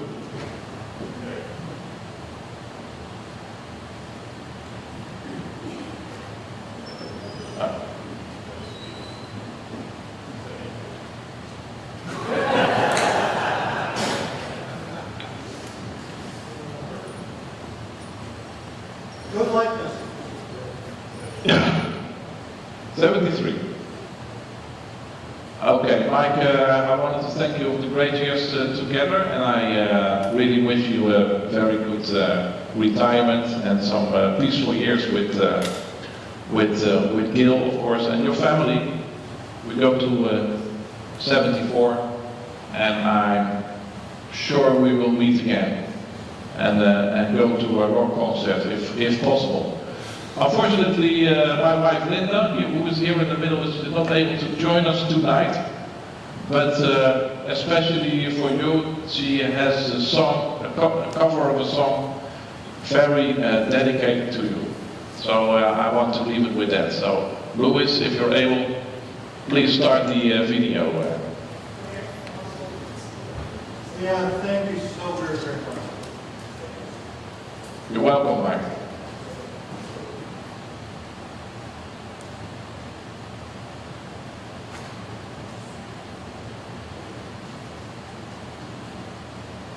Mike, congratulations on your retirement. This is a song special for you. And your mother, and the horse you rode in on. And I mean that in the best possible way.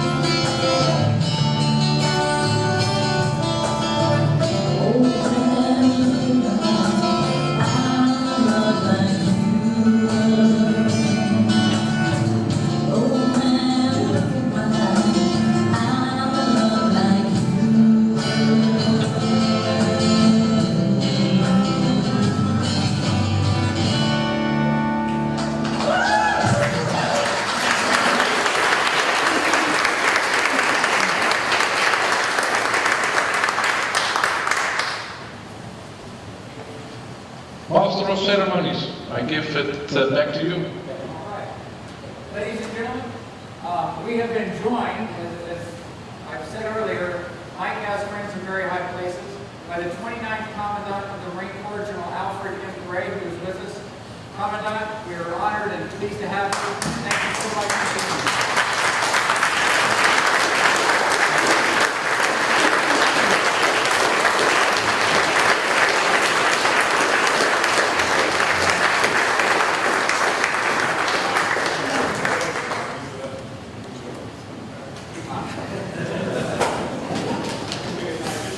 I came down with Mike and I go way back. I won't tell you how long it was that it was where our age, but he did so much for our Navy and our Marine Corps, so many different ways, on so many different kind of projects, and particularly in training and education, modeling, simulation, all that.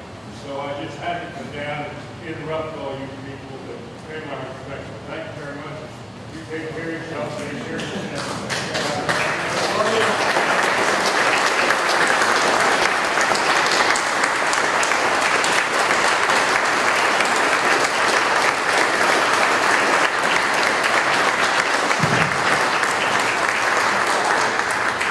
If I could just take a moment to recognize the sponsorship of General Gray for modeling and simulation as a transformative technology for the readiness and the power of our Marine Corps.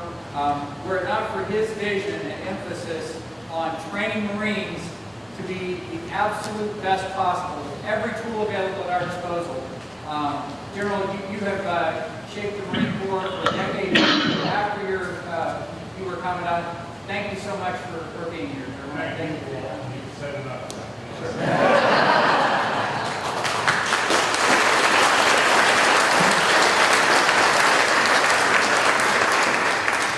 All right. I believe there's some other people who would like to make some comments about Mike. Please have a seat. You do not. Leon was the last. Okay. Last one that we had in a quarter. Please come forward.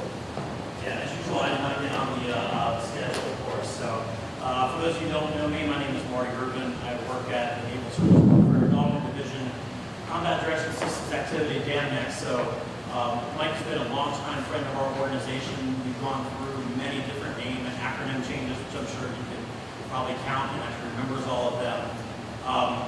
And I told some people that I was coming to Mike O'Neill's retirement, and the first person said, "Oh, 50K Mike." And then another person said, "Yeah, but that wasn't the funny part. The funny part was the next person next to me says, I remember when he was 25K Mike." So that's right. So, but as you mentioned, Mike's been a longtime friend. We've been the engineering agent for the Battle Force Tactical Trainer from his time within the Navy. And then as he moved to the Marine Corps, we also worked with him in GTRI on the FACT tool. Which both of those are actually very transformational technologies and capabilities.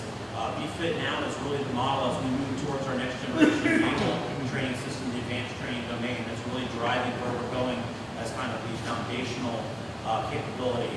And then with FACT, the Colonel was being very humble on Mike's contributions, but FACT has really kind of spurred out of control from here, where it's really kind of led the initiation of thinking about things from a larger set-based design capability. And I know I'm rambling technical and some people from family don't care, but I just want to hopefully capture and convey that Mike has made some significant impact that is now still continuing to spin and generate opportunities where we're going to hopefully make better decisions for the warfighter by looking at all the capabilities we can bring in the most cost-effective way and in the fastest way so we can provide that technology. So one of the things that Mike has had this long contribution to DAMNEC, we have had the opportunity to have a flag flown with him. And I'd like to just quickly read the certificate and then present him with the flag. So this certificate is for flag flown presented to the family of Michael Allen O'Neill. On behalf of the friends and co-workers at CDSA DAMNEC, I would like to present you with the symbol of our Navy and our country, the United States National Ensign, the flag which Michael Allen O'Neill has proudly served and so honorably defended. This flag is presented in recognition of Michael Allen O'Neill's faithful service to the United States Navy. Accept it, protect it, guard it, and always remember that the men and women he has trained, guided, and inspired to follow in his footsteps and defend it with equal pride. The United States flag accompanying this certificate is flown on the mast at Hopper Hall, Van Ness Base, Virginia, on the 25th day of August 2017, signed by Commander Andy J. Hoffman. Thank you so much very much.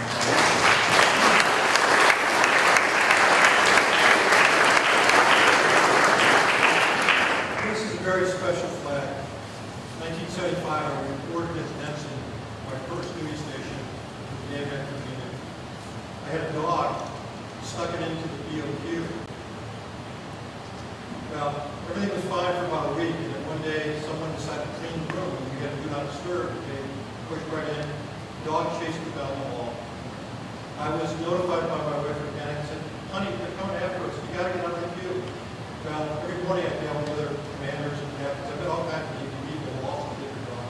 I got caught, I got busted, I had to see the warrant officer who made me give him $100 to clean the room, and pocket money. And then he told me, he says, this will be the end of your career. So I just want you to know, keep on.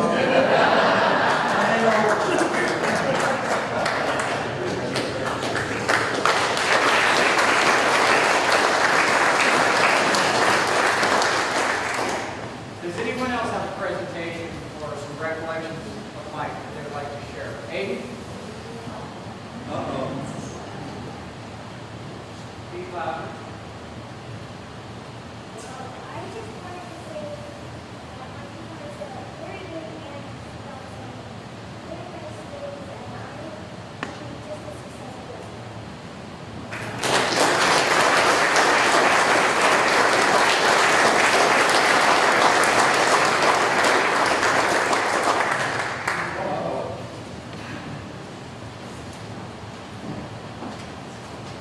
My name is Lee Anders, and I came from Indianapolis for this special presentation.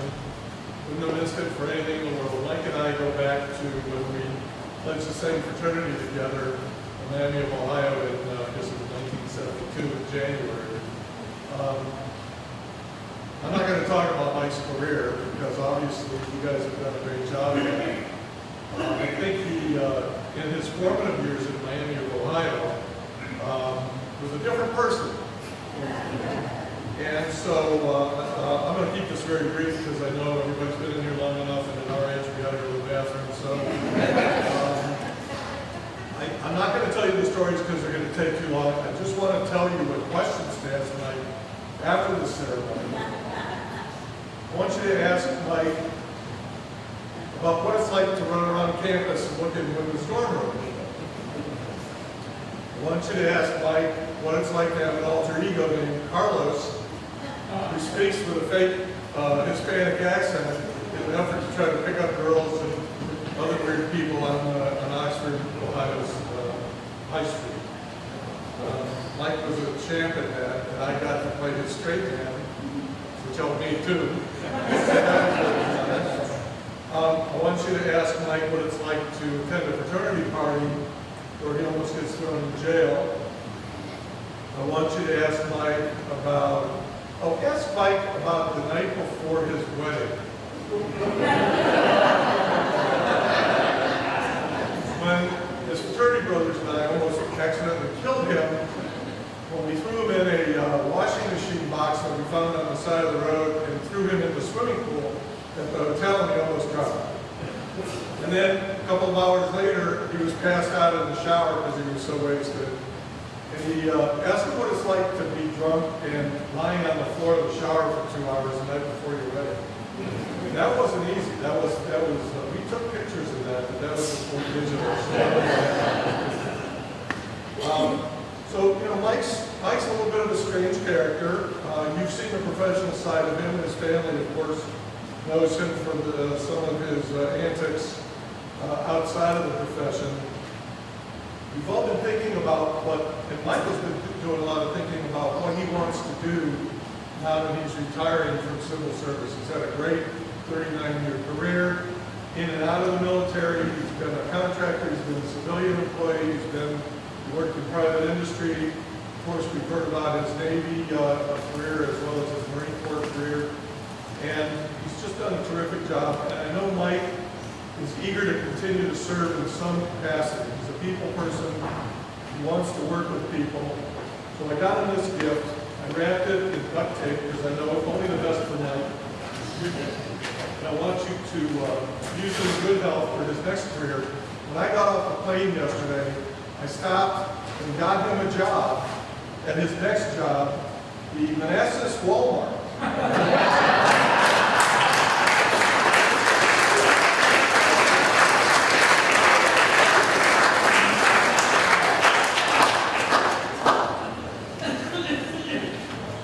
No, I didn't get you a medium or a large.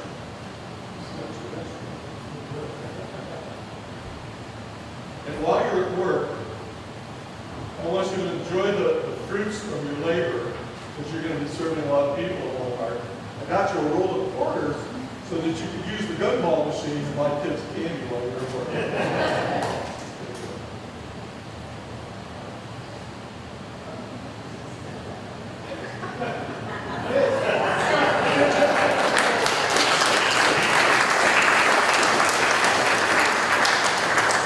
You got my name. I love you like a brother. You're a terrific guy. You're probably one of the most accomplished people I know, and of course, one of the most accomplished fraternity brothers that we have. You've just done a terrific thing.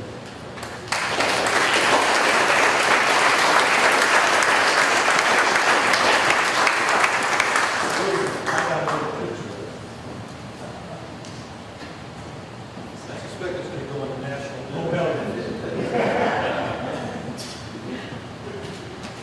Lee was the national president of my fraternity, so when he says it's going on the national news, it's going to be on. Thank you. Ladies and gentlemen, I think that concludes our celebration of Mike's career. Thank you so much for being here. One last call if anybody else has any last words to say. So, I want to say something, I want to say thank you, Mike. We had the pleasure, I had the pleasure of working with you for over 4 years now. And for the audience at large, we talk about the ways leadership. What's leadership in that event? What does it represent? When I came on board, I talked to Mike. The first meeting was, hey Mike, where are we going to go? What's our next meeting? Where are we going? He gave me an idea. And I was on it. I had plans, policy, procedures, slides, executive level. And I go, Mike, I'm ready to go. He says, Luis, go eat breakfast. So I go, okay, so I did that. We go eat breakfast. We never talk about the topic. I'm like, we're going to go brief some executive level folks. I'm kind of getting worried. Mike is calm. We go into the meeting environment. I got the slides. I got everything ready to go. And it's all informational, conversational. One slide, about 50 slides, only one slide was ever used. It was all by the gift of what Mike has, is the ability to relate to people, to listen. And he taught me that. And that skill set that then allowed me to then embark on other projects and processes here in the Defense Systems Command. And I'm very proud to have him as a mentor. I'm absolutely proud, thrilled to have him as a leader. And I would say that even though we're not that far off in years, we're a father figure.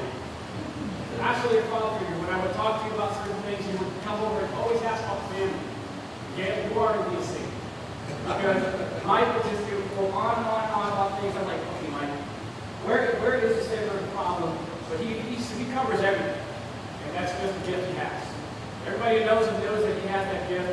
And I hope that I get 5% of that as I embark in trying to fill your shoes here at Systems Command. And I want to say thank you again, Mike. I wish you the best in retirement. You're always going to have a friend and family back here. And, love you, man.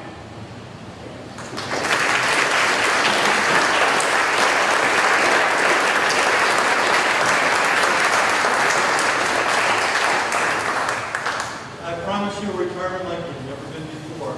From the Netherlands to Louise, my best friends, family. Again, it's the start of a new year. I wish all of you well. Please join my family, my wife and I. El Paso, the food, drinks, it's all on me. And I just want to thank all of you. General, if I can just introduce my grandson to you. My brother, who I know will be on here. I'm honored to be here. Thank you for being part of this. He's a role model, he's a mentor. If he gets to the Pentagon, I remember I asked him, I said, could you autograph him? His is in Canada uniform. It speaks volumes about the man. So it's been a real honor to have a chance to work with you, work for you, be part of your coming board. Hey, you want to be the real devil?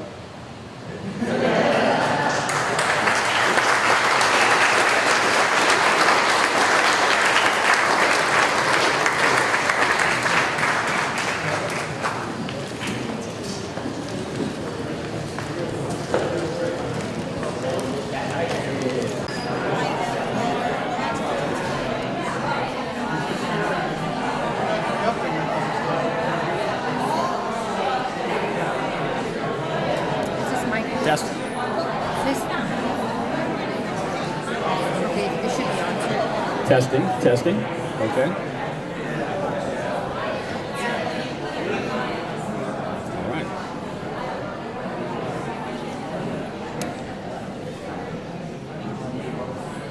Everyone, please take a seat.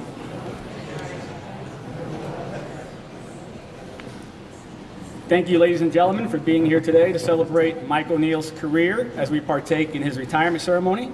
I ask that you please silence your cell phones as the ceremony is about to begin.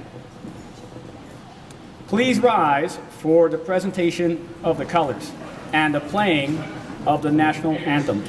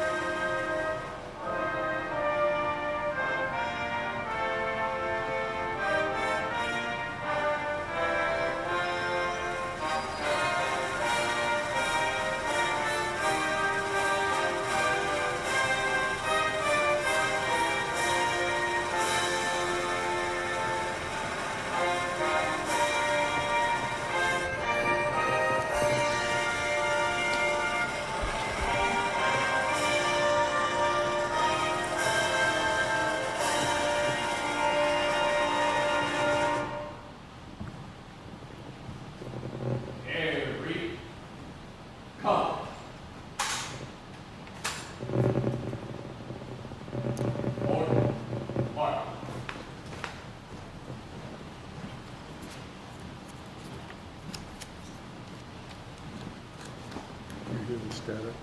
Yes.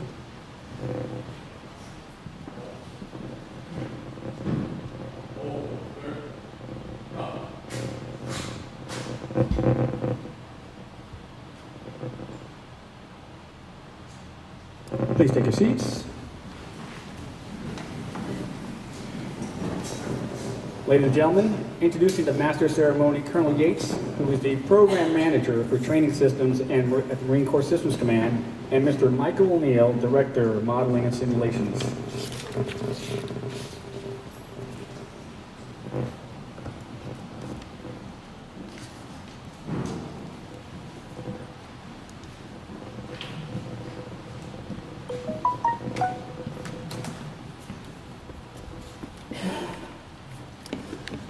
Ladies and gentlemen, welcome. Thank you very much for attending. Mike, please have a seat. The format today is at Mike's request. I would like to recognize before we begin Ms. Jeanette Evans-Morges, the Deputy Commander of Marine Corps Systems Command, our senior representative from General Schrader, and stand by for ruffles and flourishes for Ms. Evans-Mortis.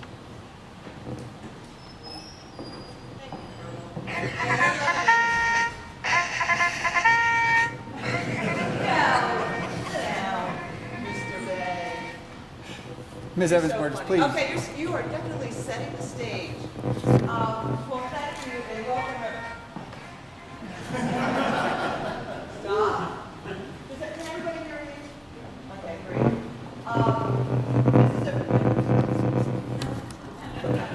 Maybe not. This is a bittersweet day.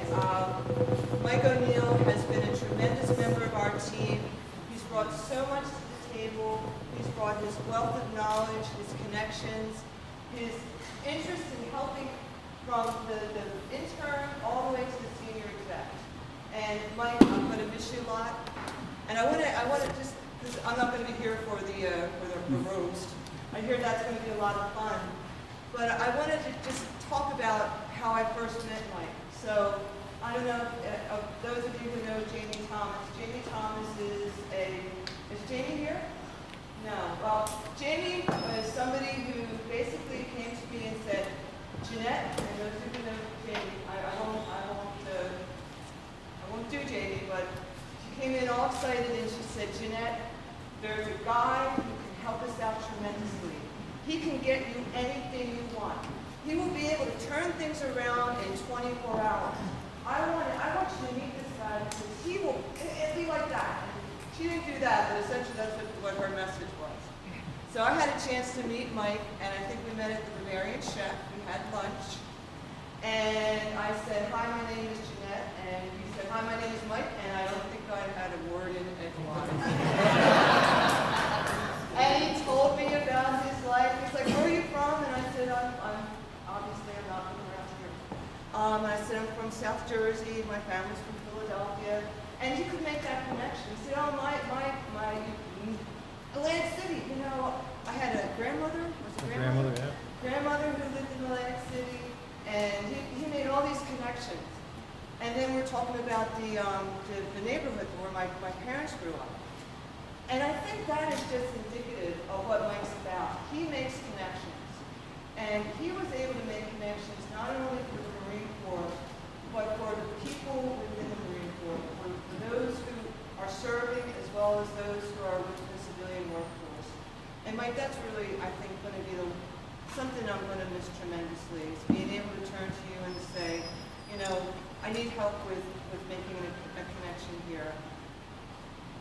I know that this was, like I said, a very bittersweet decision, and we're here to help you, and we appreciate the fact that what you've done and the legacy that you are leaving.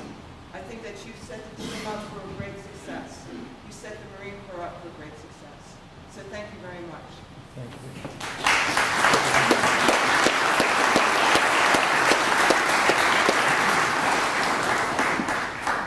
All right, I think the acoustics are such in here that I probably won't need a microphone if it's got a little bit of interference there.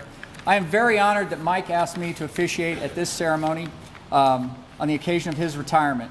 After over 35 years combined government service in uniform and as a civil service employee in the Defense Acquisition Corps of the United States Navy. As you probably all know, Mike grew up in Cleveland, Ohio, graduated from Miami University of Ohio, and that's where he met Gail, and where he first manipulated her emotions by using his blueberry allergy to gain her sympathy. And Mike's older brother, Jack, served in the Marine Corps and before joining the Cleveland Police Department for 44 years, and strongly encouraged Mike to serve his country in the United States Navy. Mike was commissioned in 1975 as an ensign and designated as a surface warfare officer. As a company grade officer, he served on the USS Truett from a wardroom that produced in his class, in his wardroom, 4 flag officers in the United States Navy, all of whom remain grateful to Mike for the springboard that he provided in the quality spread of the performance evaluation. Mike transitioned from surface warfare to engineering duty officer so that he would have a more marketable skill after his Navy career. And retired from active duty, I left active duty and began service in the U.S. Navy Reserve and retired from the Reserve at the rank of captain. And from which time he spent about 7 years, I believe, in private industry before coming back to the U.S. government service as a Defense Acquisition Corps employee with the U.S. Navy. As a non-civil service employee, Mike has managed a wide variety of programs, including ACAT-1 major acquisition programs. He was the manager for BFIT, Battle Force Tactical Trainer, which remains a key component of Navy continuous training environment today. Mike's also was the first project manager for the Marine Corps' deployable virtual training environment, which I manage today down at PM Training Systems in Orlando. And this was at a time when the Marine Corps could not yet commit to having an acquisition corps of its own. So to be qualified to do that, we needed a Navy acquisition officer. And Mike was selected by senior Navy acquisition officials and endorsed by our former Commandant General Gray in his performance of that job. He's worked on everything from black projects to free electron lasers to railguns to blimps. His Rolodex of colleagues and proteges is a who's who of the Naval Acquisition Corps, including our former ASN RDNA, our current senior leadership in the Acquisition Corps. He has friends and is influential in many of our allied countries, including Australia, Japan, Germany, the Netherlands, and in almost half of those countries, he is still greeted warmly, or at least tolerated. Mike has been my friend and mentor for the last 6 years. It's been a pleasure to get to know Mike personally and professionally, to get to know Gail, and I'd like to recognize Gail's parents, Lou and Seal, who are with us today, and Mike's mom, who could not be with us today, but will be watching this, a recorded version of this retirement ceremony. Mike instinctively mentors and shares his wisdom. That's just what he does. And you know, Jeanette was talking about Mike being the guy who could get anything done and make connections. If you read Malcolm Gladwell's book, Tipping Point, he talks about the people that involved in spreading a phenomenon. And he has this, this functional group of people that he calls mavens. Mike is a maven. Mike will hook you up with his knowledge to benefit you personally. And you know you've made it with Mike when he invites you to the Dulles Expo Center, to the gym show, to go into the dealer-only area. And there's everybody in this room has probably been offered a deal on a diamond courtesy of Mike's connections. He invited me and my two daughters on a couple of occasions, and they had a ball there. Also like to recognize Mike's daughter Megan and her grandson Aiden. Yeah, Aiden, stand up, Aiden. Aiden's pointing to himself. Welcome. And Megan's husband, I'm sorry for Ryan, I'm sorry. My hearing aid arrives next week. I just fitted for it. Former artillery officer. Mike, let's see here. Mike has been with Mark Horse Syscom. He's taken engineering interns and grad students over at Georgia Tech Research Institute under his wing and given them career advice and mentored them. He's hosted social gatherings at his house repeatedly and given the interns a place to seek advice and learn about civil service in the Department of Defense. And he, as you know, offers advice of a personal nature as well. I've received volumes of parenting advice from Mike on raising daughters. He feels uniquely qualified to render that advice. And he's probably dispensed more marriage and relationship advice to grad students and interns than Dr. Laura. Just ask any of them. Over 30 years ago, Mike became one of the pioneers in the application of modeling and simulation in support of the acquisition community and for training applications. Mike has conceived and led numerous M&S projects that continue to be employed years after they were first fielded. The first dictum of modeling and simulation is from Dr. George Box, who back in 1987 wrote something that every M&S professional will recognize. He said, "All models are wrong, but some are useful." And I'm not sure, I think it could be attributed to Dave Kotick, who was inducted into the Modeling and Simulation Hall of Fame earlier this year, and a friend of Mike's who sends his regards. He couldn't come up from Orlando to be here today. But if Dave wasn't the first one to set it, he certainly repeated the O'Neill corollary to Dr. Box's dictum, which is, all of our models are wrong, and that son of a gun O'Neill is getting away with it. I came to work for Mike less than a year after he was recruited to this position by the former executive director of Syscom, Mr. Jim Smerchansky.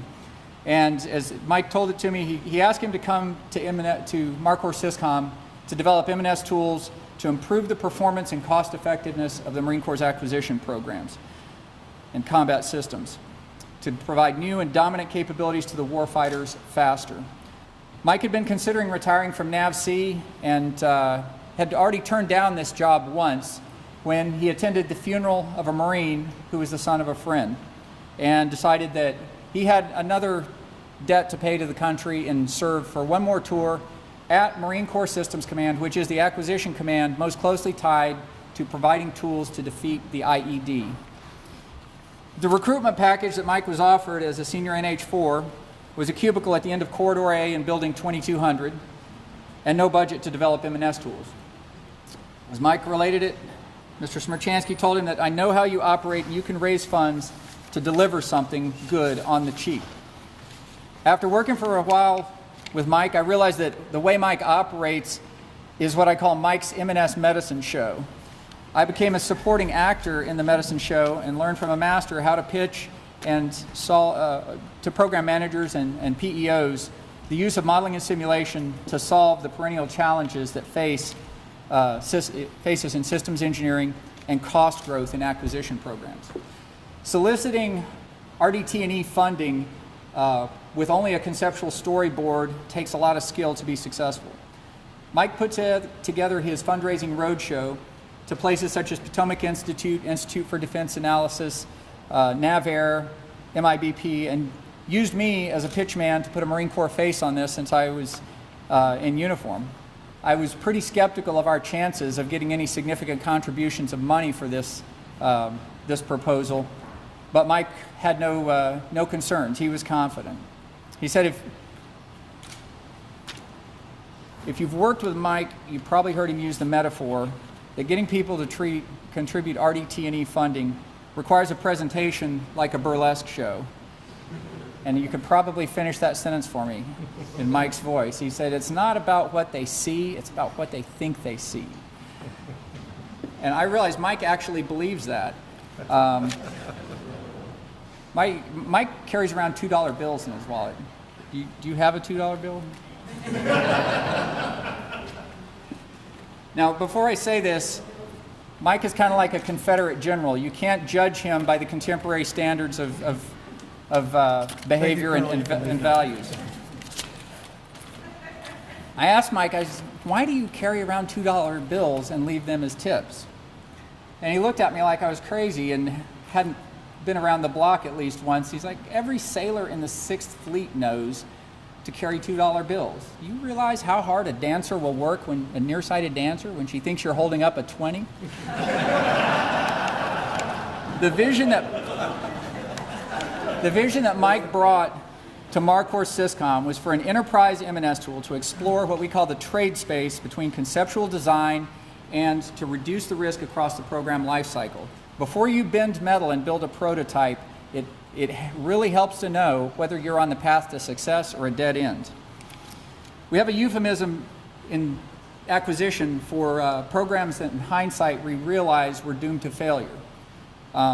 It's said that a design that contains components that was destined for failure contains components made of unobtainium, meaning that the design was either beyond the limits of our technology or are beyond our budget. And we have some large program failures in our recent history that won't be named across the DoD where unobtainium was the cause of that. The problem is it's very hard to recognize unobtainium when you're looking straight at it. In acquisition, it's sort of like a radioactive material, and it will kill your program if you're not careful. Well, much like Marie Curie died of radiation poisoning because they didn't have a Geiger counter, for people not in the modeling and simulation community, what Mike was trying to develop was an enterprise tool that would detect unobtainium before it doomed a program to failure. He'd seen some modeling of SysML, Systems Modeling Language, tools developed by Georgia Tech Research Institute that could be used as a basis for a near real-time trade space model that would evaluate a systems design and determine whether it contained unobtainium. His idea was to create a federation of models that connected engineering performance with procurement and sustainment cost models and reliability and maintainability models, so that instead of having a bunch of modelers in engineering, cost analysis, and logistics, that you can make the models talk to each other in an automated fashion and change an attribute of a system design and see how much that changed all of its performance and the cost of the system. This was a grand vision because removing automation and removing manual human actions from this process could dramatically speed up an acquisition program. The concept that Mike had became the framework for assessment of cost and technology that we refer to as FACT. By letting computers do what they do best, we could now rigorously evaluate thousands of potential designs for very complex systems, each of which had numerous dozens of subsystems and thousands of component parts. In under 4 years from the time that Mike arrived at Marine Corps Systems Command in late 2010, early 2011, he'd taken FACT from a basic idea to a mature government-owned tool that was employed in the conceptual design analysis of the ACV program, and in 2015 received the Secretary of the Navy's Acquisition Innovation Excellence Award. Mike has led numerous other projects to provide enterprise-level M&S tools to the acquisition professionals over the past 6 years, but it would be difficult to overstate the power and potential impact of FACT, and it's a lasting testimony to the importance of Mike's contribution to the Marine Corps acquisition community and the M&S community of practice. So Mike, thank you very much, and at this point, I think we have some awards to present to you. Please.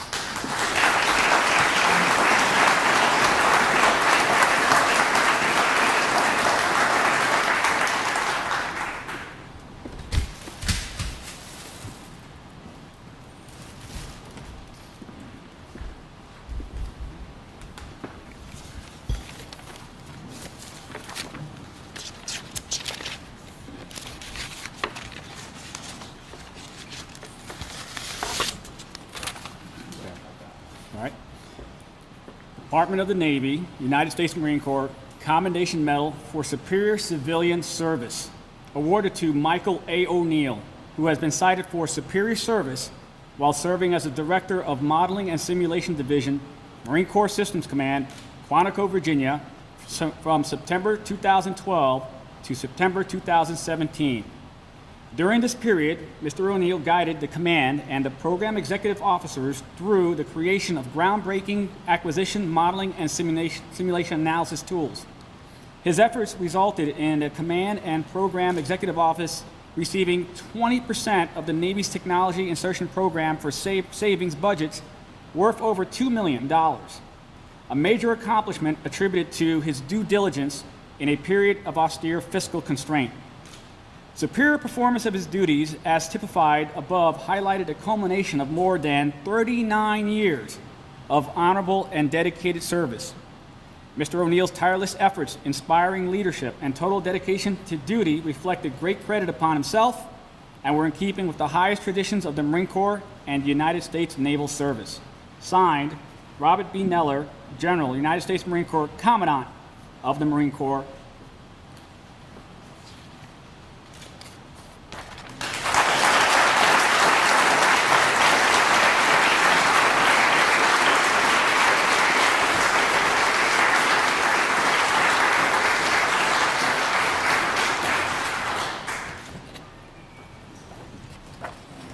For Gail.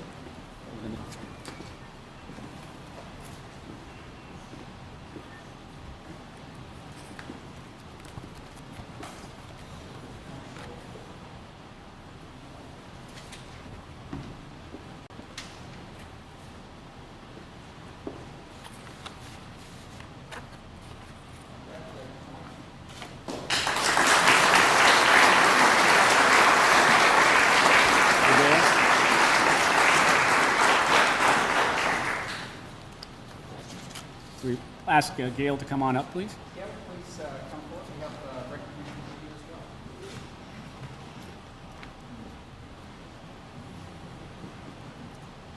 United States Marine Corps Certificate of Appreciation awarded to Gail O'Neill in grateful recognition of the support you have given Michael during his distinguished military and civilian service career. Your encouragement and devotion were instrumental to Michael's lasting contribution to our Corps and country. Signed, J.F. Schrader, Brigadier General, United States Marine Corps, Commander, Marine Corps Systems Command.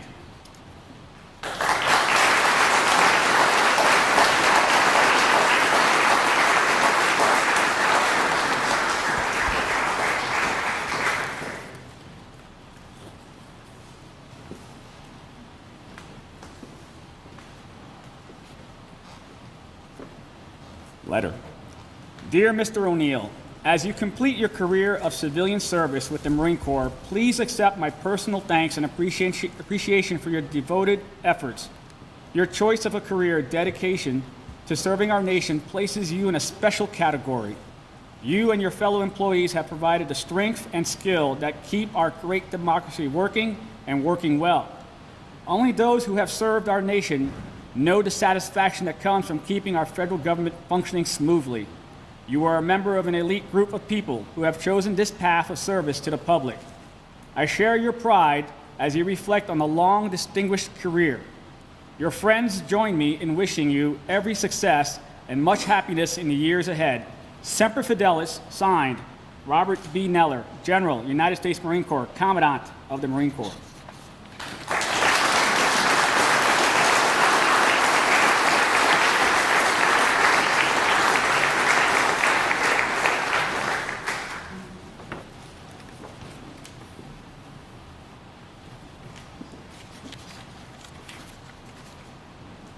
United States Marine Corps Certificate of Retirement awarded to Michael A. O'Neill in recognition of your retirement on 30 September 2017 after more than 39 years of faithful and dedicated military and civilian service to the United States government. Thank you and best wishes in your future endeavors. Signed, J.F. Schrader, Brigadier General, United States Marine Corps, Commander, Marine Corps Systems Command.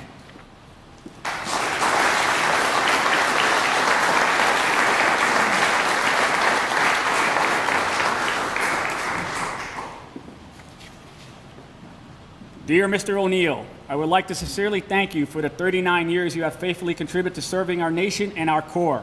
Your 39 years of federal service stand as a true milestone in your life, and I honored you to join you with your friends and family to celebrate this special occasion.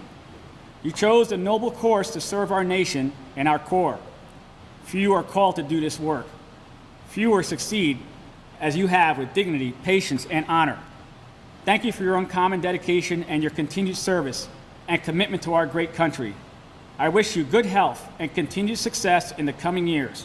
Semper Fidelis, J.F. Schrader, Brigadier General, United States Marine Corps.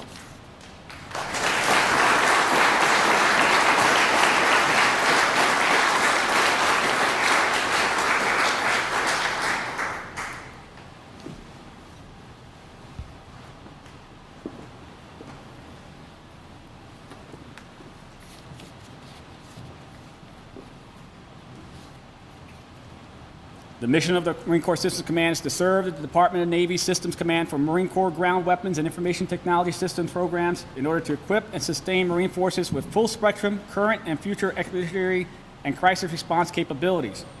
Marine Corps Systems Command originated from the Marine Corps Equipment Board established in 1933. The board's purpose was to evaluate industrial equipment for use in amphibious operations. Later combined with the Tactics Techniques Boards, these two organizations formed the Landing Development Center in November of 1963. The name was changed to Development Center. In November 1987, the Marine Corps Research Development and Acquisition Command was established. This command incorporated elements of Headquarters Marine Corps and elements of the former Marine Corps Development and Education Command. Marine Corps Systems Command today was created on 13 January 1992 from the 4 years of the MCRDAC with developments brought about by the Packard Commission, the Goldwater-Nichols Act, and the publication and implementation of the Department of Defense 5000 series instruction. The change to a systems command concept was a natural evolution. MCRDAC was originally headquarters in Washington, D.C., with the bulk of its personnel and physical plant at Quantico, Virginia. The command is now headquarters at Hospital Point, Quantico, Virginia. This certifies that the accompanying American flag was flown at Marine Corps Systems Command in recognition of Michael A. O'Neill for your 39 years of honorable service. A command duty officer logbook entry has been made officially attesting to this fact. Signed, J.F. Schrader, Brigadier General, United States Marine Corps Commander.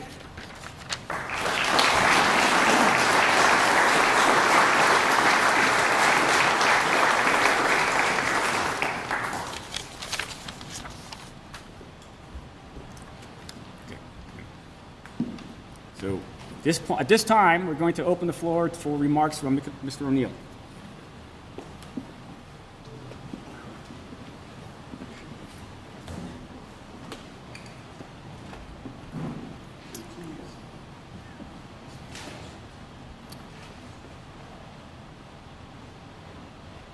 Usually I never am at a loss for words. I see people in the room.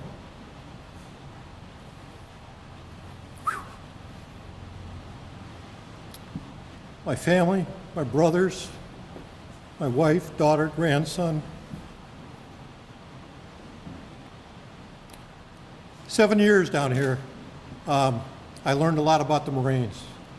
Probably the most rewarding time in my entire career. I got to do amazing things with amazing people. I look around the room, but I was shaped, I was molded, I had the best advisors in the world. I look in the back and I see Jack Boyle. Jack's got a few years on him. He served on Nautilus. I think Jack would probably say I was on the Ark, but Jack was on Nautilus. I look at the two premier financial people in the entire Naval Sea Systems Command, Denny Tressler and Jennifer Fontaine. No matter what number I would throw out, Denny could back into it, prove it, and get me money. If you asked Denny how much 1 and 1 is, Denny would say, what do you want it to be? I feel a little lonely. Last time I did a ceremony like this, Denny was on the stage with me and we were leaving the BFIT program. BFIT was something that Herb Kaler and Denny and Jim Brewer put together. I was fortunate to come along and be able to work with those guys. They were amazing people. I look at Dr. Thomas Holland, who said, Mike, you're not retiring, you're graduating. And I thought about it. I said, yeah, this was a lot longer than high school. 39 years, that's a long-ass time. I thought about what I did in my career, and it's hard to explain. What is your job? Never really could do that. And then my daughter came with me, and she came in the office. It was bring your kid to school and bring her to the office, let her see what Dad does. So I brought her in, and my boss was great, Gary Thomas, little short Gary. Gary got her ice cream. She liked Gary. She got home and said, okay, so now you know what your dad does. And she put her head down, shook it a little bit, and she goes, Mom, you know, Dad just talks to his boss and talks on the phone. He really doesn't do much. That's probably the most accurate description of what I do in my career. I look at my friends, and I want to wish you all a Happy New Year for my Jewish friends, my wife, my daughter, my family. There's a prayer in there that has a lot of significance for me. So it's, I think, appropriate that I'm starting the next phase of my life at the beginning of the new year. So I want to thank all of you. I couldn't have gotten here today without Colonel Yates, Luis, Alan, the interns that I've worked with, the people in the room who have been patient with me as I often lose my temper. We had the Cleveland connection. I came to work for Jim Smerchansky. He was from Akron, but a Browns fan. I got to work with Dave Unger, who was a Cleveland guy.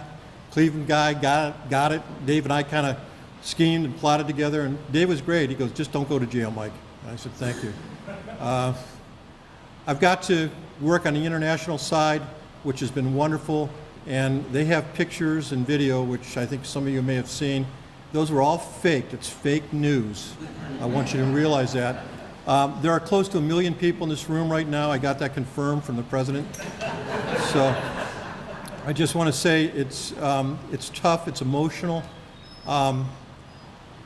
It's one of the things where the years went by so fast, and it's hard to believe how quickly they went by. Each and every one of you in the room has made a big impact.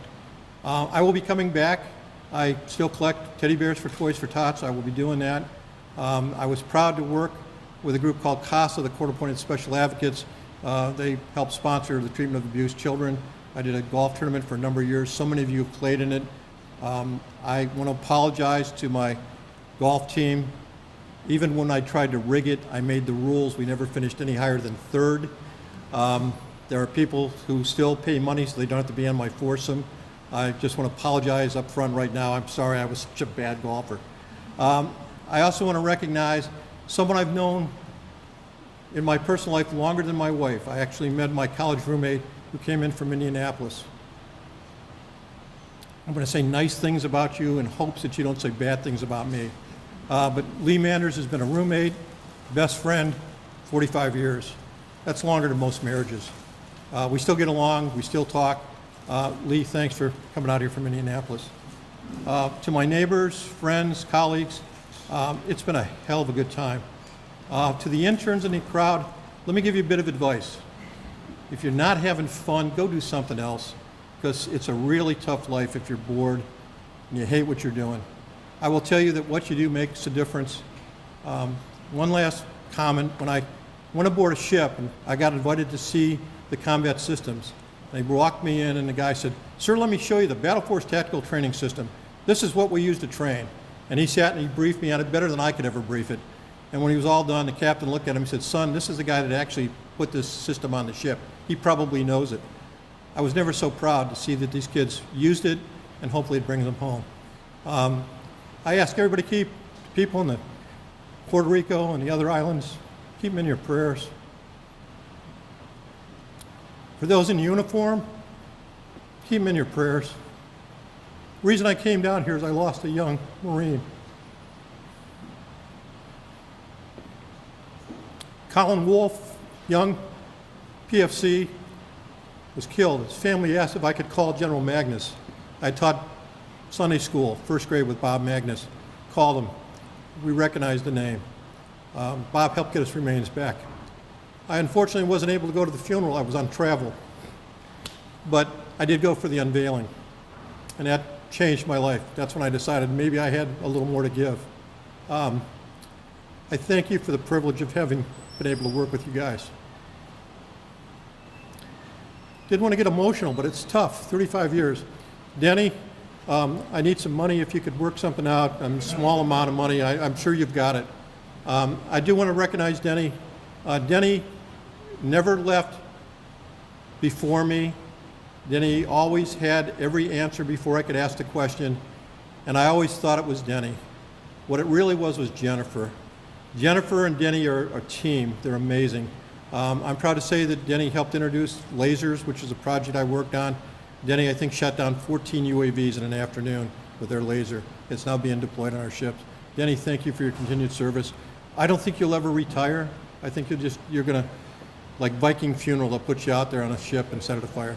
So to my family, to my friends, thank you all for being here. Now, I understand there's something called a roast. I won't be able to attend that. I'm going to be leaving. So I want to turn it back over to Colonel Yates, and I think he has a few lies he wants to tell about me. Well, actually,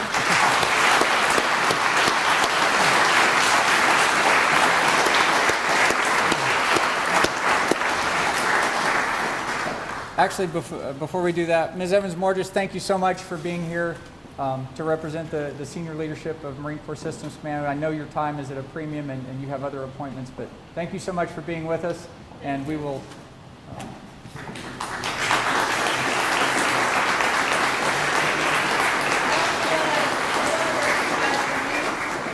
Louise, thanks for doing a great job with this too, and Colonel Yates, thank you. Gold standard. If I could take one moment, though, I do have a few appropriate gifts for some people. I know this comes as a shock to you, but I am a Cleveland Browns fan. I'm predicting that they're going to do twice as good as they did last year. They're going to win 2 games. But for Aiden, this is the official cup.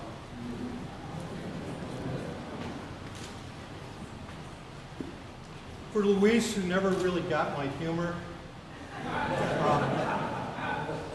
Luis, this may help you. It explains a lot about what I do. It's called Redneck Classic by Jeff Foxworthy. I think this will help you socialize with the guys that are coming out after me. Excellent. Thank you, sir. Before you go, though, you're also taking over not only my business, his business, everybody's business. He's doing wargaming, modeling sim. I'd like to give you these chill pills. I bought them from the guy. He told me they're good. They were turned in, but I don't know what's in them.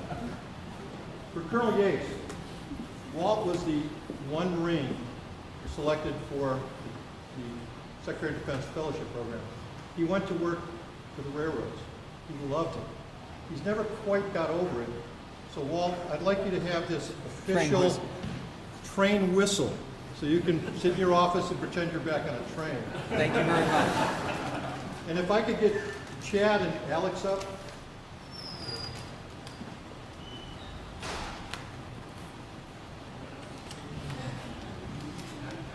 I kind of refer to them as my kids. And like my kids, the thing that they do probably better than anything else is eat. I have to relay one story. It's also a religious story. We were in Amsterdam during the Yom Kippur. We had to fast. Alex did. I'm Catholic. I ain't fasting. Louise, he ain't fasted. But Alex, true to his religion, fasted. So to show our support, Louise goes, "Is that pizza? Oh my God, that smells like pizza." So we had pizza. Then we had French fries. Poor Alex was like drooling. He fasted a full 24 hours. I can attest to that.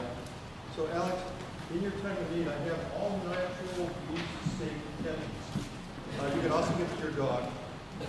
And Chad who came to my house and shared Thanksgiving dinner with us, he too is an eater. I just would like you to have these so that you guys can go out and have a little something at lunch hour.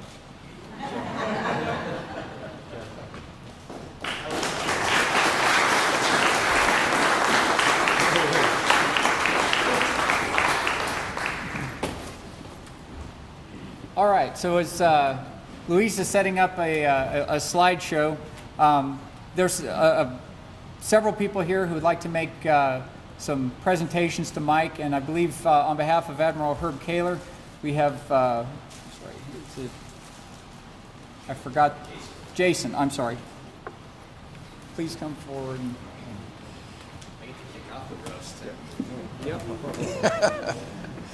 My name is Jay Storms. I'm a retired Marine. I actually spent some time at Systems Command. It sounds like I missed out, though, not getting a chance to work with Mike.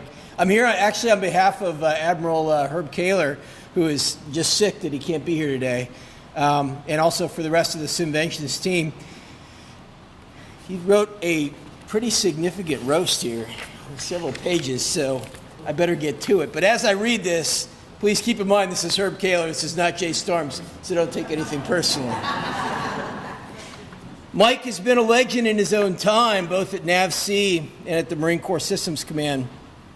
Rear Admiral Kaler thought that he had been such a colorful person in his career that someone should write a book about him.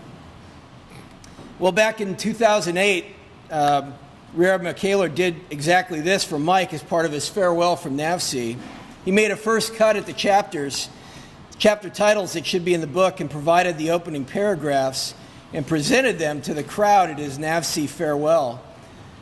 Former Commandant of the Marine Corps, General Gray, who was in attendance, thought it captured Mike perfectly.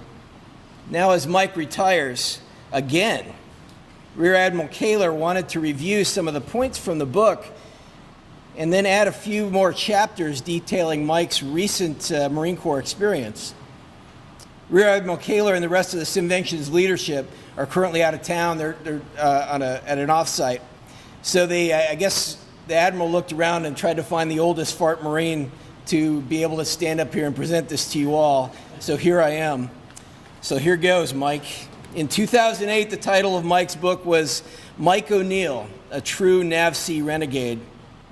Now that he has brought his renegade ways to Quantico, it can be updated to Mike O'Neill, a true Navy and Marine Corps renegade. To give you a feel of how the original book went, it had the following 10 chapters. I'll just read the titles for you. Chapter 1, Renegade Beginnings. Chapter 2, Renegade Finance. 3, Renegade Jokes. Chapter 4, The Renegade Carpool. I don't quite understand that one. Chapter 5, Renegade Management Training. Chapter 6, Friends of the Renegade. 7, The Renegade Blimp. Chapter 8, Renegade Politics. Chapter 9, Renegade Travel, which I understand is pretty significant. And finally, Chapter 10 was Renegade Engineering. As you can see, Mike's been a renegade his whole life. Many of you can relate with some of these chapter titles and have probably have experiences that should be in the book. So I would like to share a few key passages from the book that also apply to his time in the Marine Corps. On finance. Real question here. When does 50K plus 50K plus 50K equal 50K? The answer is when Mike passes out the same 50K to each of 3 contractors.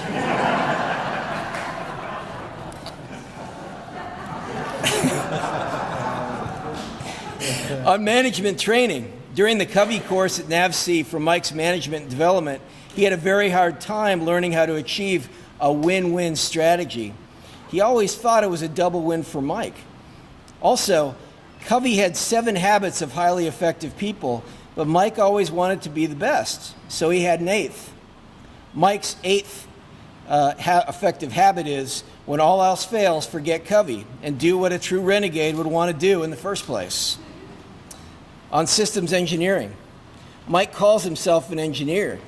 He likes to do his engineering on whiteboards, like all good engineers, but his real expertise is in back-of-the-napkin engineering. We all have many examples of his artwork. As a renegade, napkin engineering has really worked well for Mike because it allows him to express his ideas in a forum easily fit into his pocket and then make sure there's only one copy that he has control over. Mike seems to have continued his renegade ways during his tour with the Marine Corps Systems Command, so Rear Admiral Kaler added 3 new chapters. Chapter 11, Renegade Model and Simulation. When Mike came to Quantico, he wanted to create a bang and make a difference. He heard M&S had bombs, B-O-M, so he thought that would work for him. The only problem was that he was confusing bombs, B-O-M-B, with bombs. Basic object models are really passive concept, but in Mike's hands, they've been weaponized. For anyone who has sat through one of Mike's M&S status meetings, they have seen this firsthand. When there was a problem, Mike would toss a bomb at the group to blow up a meeting and get his point across. Chapter 12, Renegade Offices. Mike likes to have a good office so he can conduct business. At NAVC, he was used to having a large office. But when he came to Quantico, that all changed. The Marines are used to living in the field, so offices are not that important to them. To teach Mike a lesson, they initially signed him to a cubicle near the break area. Then, when he still succeeded and his program started growing, instead of moving him up to a big office, they moved him down to a basement office and added mold to make it more like a field unit. As a renegade, Mike could see the writing on the wall and took matters into his own hands. He decided to shift his base of operations to Q-Town and stop fighting the office battle. There he developed the Taj Mahal of offices with state-of-the-art labs, conference rooms, and restaurants nearby.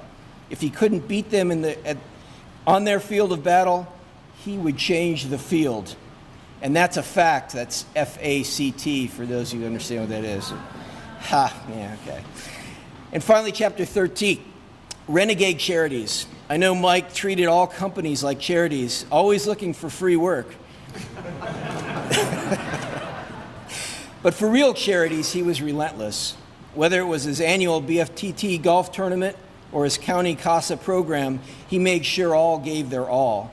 He was gentle and persistent in his reminders, but you knew you had to give. When the renegade with the bombs calls you, you give. And Renegade Travel, chapter 14. Mike is actually only 55 years old, but he is ready for retirement because of his extensive travel schedule. He didn't care how close or how far the trip was, he was in. When his programs ran out of travel funds, he and Gail would step up to fund the trip to Tibet or Serbia to fill the gaps. I don't know what made him travel so much. Maybe it was because of his basement office. Maybe it was to give people time to recover from his bombs. But it doesn't matter anymore because now that he's finally retired, he is free to travel as much as he and Gail want. So Mike, on behalf of Rear Admiral Kaler, he asks that you please enjoy your travel.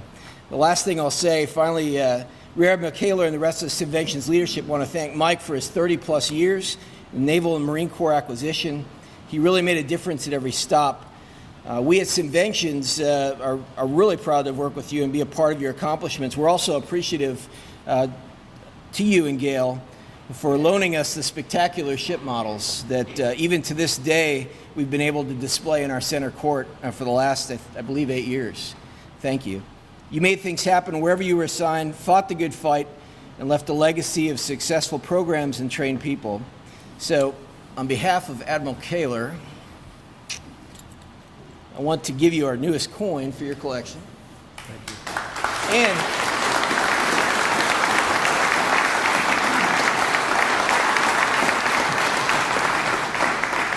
And the Admiral was insistent on this. He said that you're going to need this as you retire for something to do. It's a Simventions fidget. So, give you something to do and you'll have a lot of time on your hands. Farewell so and following seas. Yes, absolutely. Thank you so much for being here and those great words. Wow. Thanks.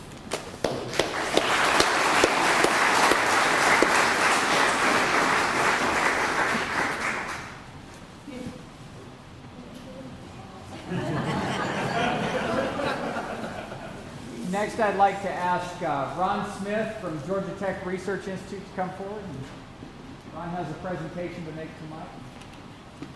Can everyone tell me whose family raised their hand? Whose family? See, I didn't think you had any friends here. You might want to sit down. I've known Mike for a short time, but it's been really long. For some reasons, I will maybe understand that have the same effect on you. What he has told me, though, is it's not what you know, it's what you hear. These examples, he didn't know anything. You've already heard that from Herb and everyone else in the process that way, so I'm not sure what took place here. But I'm glad the family's here. It's an exciting time to be here in this place. And we've been working with Mike since he was in Q-Town and his office in Q-Town, aspects that we haven't described before. But I want to highlight the important thing is that we really want to get Mike a nice deal. I mean, Herb just gave a coin. So you can buy a coin. You've got $2 bills. So we have a Sicilian in office, Bert's very resourceful, very resourceful. So we need to go get some material, so we're trying to make something for hard like some steel. So we looked around, couldn't find anything. In front of our office, did you know there's a dumpster? It's made of steel. But I couldn't use that because then we wouldn't have anything to put our trash in. So we have no problem with quality. So I went to an artist in metalworking in his machine shop, and I asked him that I wanted to make something to commemorate Michael Neal's retirement, because he's retiring. And so we had naval service, we worked with the Marine Corps, and he had 35 years, and I had his name, and there was something about that. So we created something like that, and we came back, and I asked him, what would it be? And he described it. You know, and he picked it up. Bert, can you and Larry help me with this? But the issue was, it came out looking more like something that you put on a gravesite. And I said, he's not dying, he's just retiring.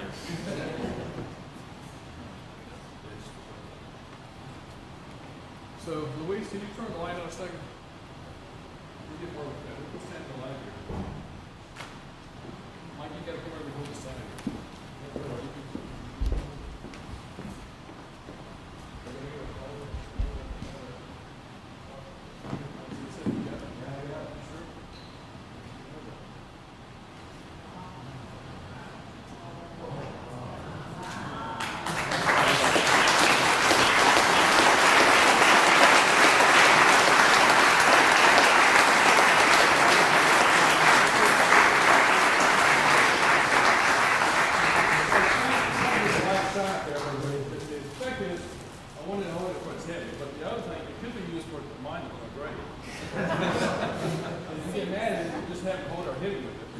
kind of like this would be a steel, it can kind of rust away like mine.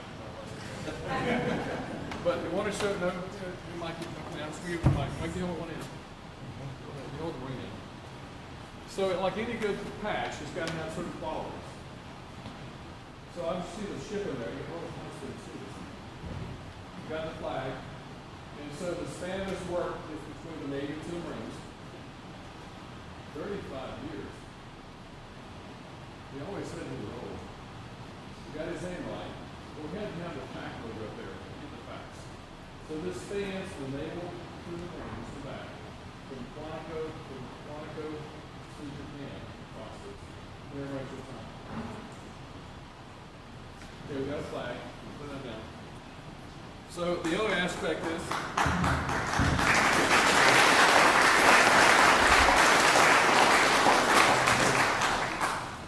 you were there when it was Congressman Whitman who was our grand opening. So we have a flag, but this was flown over the Capitol. So federal preempts local. You guys know that.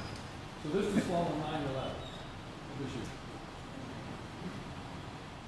This is certified that the company flag was flown over the United States Capitol September 11, 2017.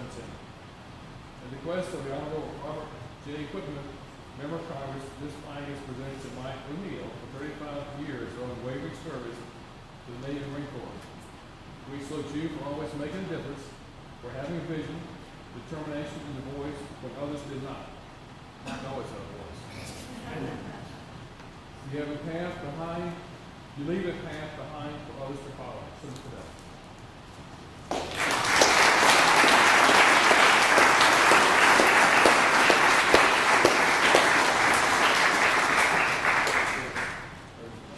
For those of you who have not been to Georgia Tech, it is the most prestigious technical space in Quantico. And the success we've had would not have happened without support from Ron and Dan. And the one thing I hope is he doesn't have the video of me trying to get to my car on the floor.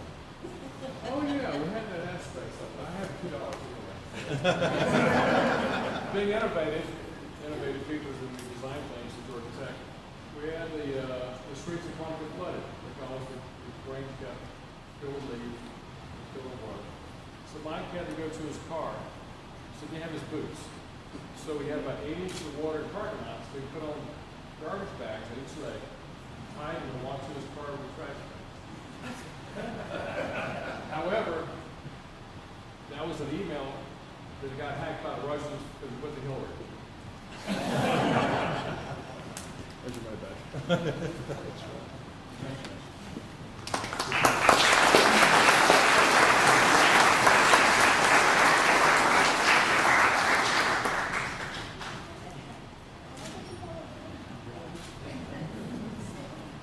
All right, next I'd like to have Mr. Jeff Kent come forward. Yeah. I'm sitting down for this. So I first met back in 2001. I was working in Panama City, and he was the program manager up in NAVC. And Mike had a propensity to exaggerate things. So I wrote off to the Office of Records Management and got your PERS 41 file on your Navy career. And when I looked through it, it was full of a whole bunch of irregularities and incorrections. So I've attempted to correct it. I don't want to walk you through his PERS 41 file. You can have your file. I don't think they need it more. So, also wanted you to know, he got a corporate sponsor. He actually spent enough time in the Chow Hall in 2200 that they refurnished it based on the contribution. So first of all, Mike's a little older than he pretends to be. He's not 55. He actually graduated back in, I think it's 1875. It's not the University of Ohio. He went to the Seaman Institute for Irish sailors or something like that. And he got his degree in sailmaking, right? So obviously he joined the Navy, right? So he's an ensign, joins the Navy.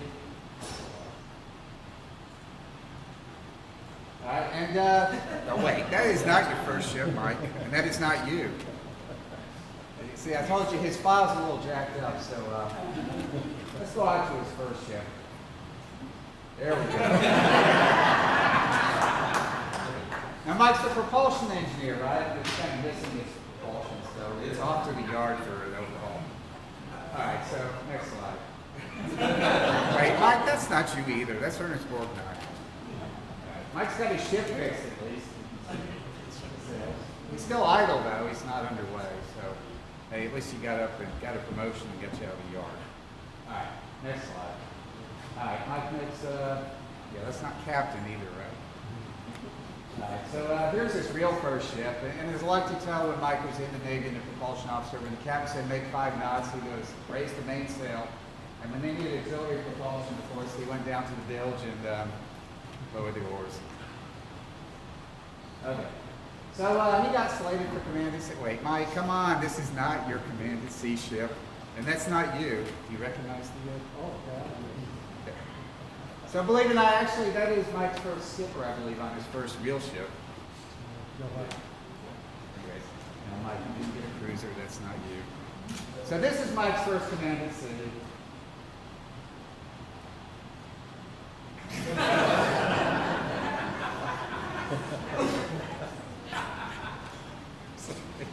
Hard aground, and yeah. So after that point, CNO decided that's enough sea duty for Mike. It's shore duty time. This is how he ended up at the Navy Yard, right? Let's go on, next shore duty. So here's Mike in 1917-ish on the production line. Oh wait, Mike, come on, you're working hard again.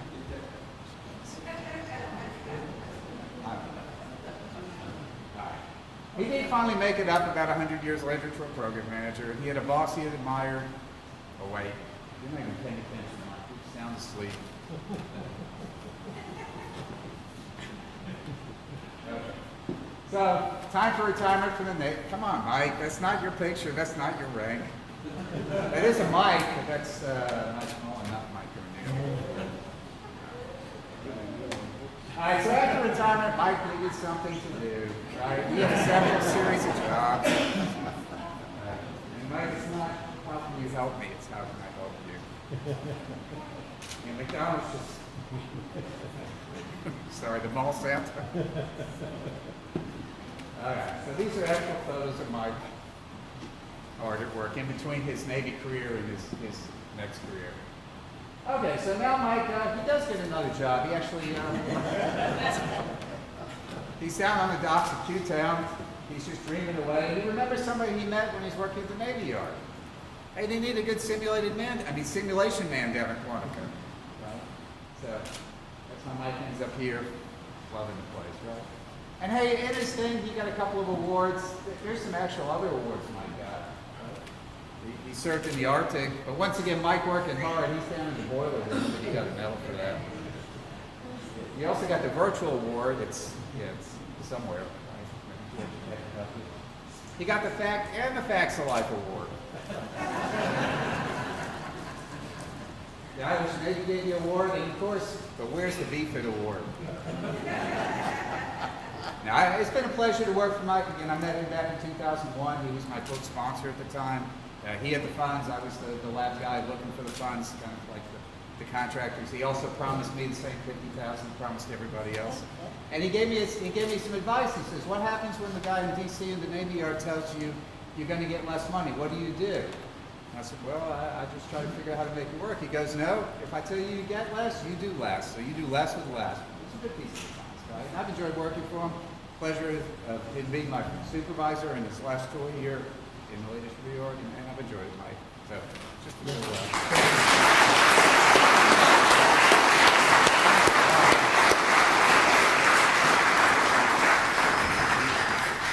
Okay, I believe our next tribute to Mike is from Mr. Leon Galley. And he is joining us by Skype. Are you with us?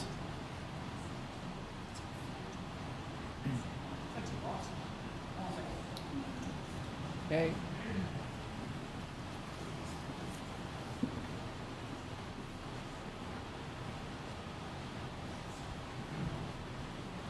Put that to the poor photographer.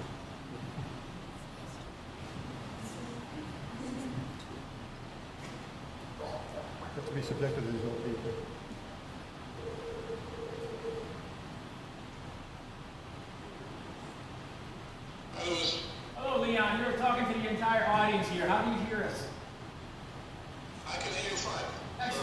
So I'm going to go ahead and put up your slides, and you're going to be talking to Mike and the entire audience. How are things over there in the Netherlands? Great, thank you. Excellent. Is it possible that I can see the slides myself, so I have a clue where I'm at? Sure, let's go ahead and share the screen, and you should be able to see everything. All right? Yeah, so Master of Ceremonies, how much time do I have? As much as you need. Are there any more speakers after me? Yes, there are a few others after you.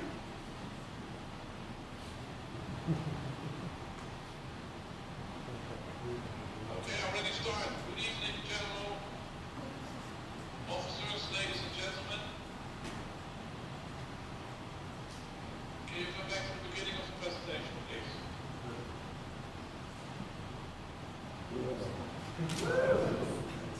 Yeah, that's...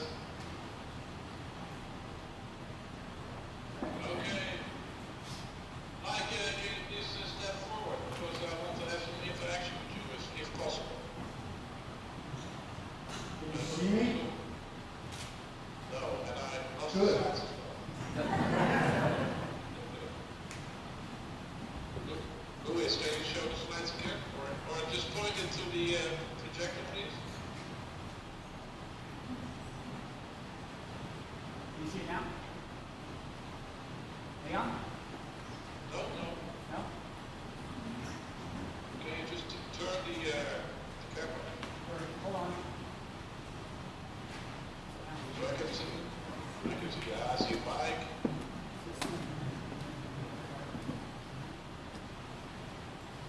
Hello, Mike. Yeah, how are you, sir? I'm fine. I'm here to spoil your party.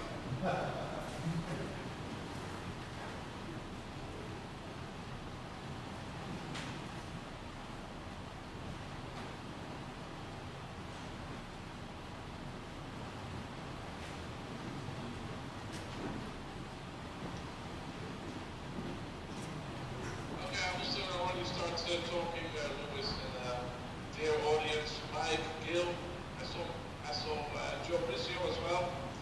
I'm here live from Amsterdam. Of course, you know what's going on in Amsterdam.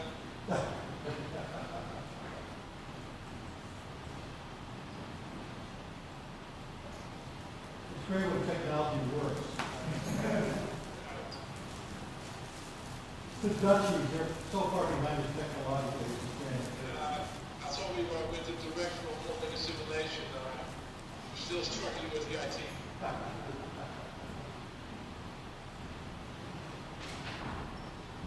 First time my grandson met Leon, he said, "You know, Mr. Leon, you're the best man ever. I've never been able to live that down." So, I do, and audience, did you know the response of Mike when this little boy said it to me? The kid must be out of his mind. Hey, Leon, so go ahead. Just tell us which slide you want us to go to.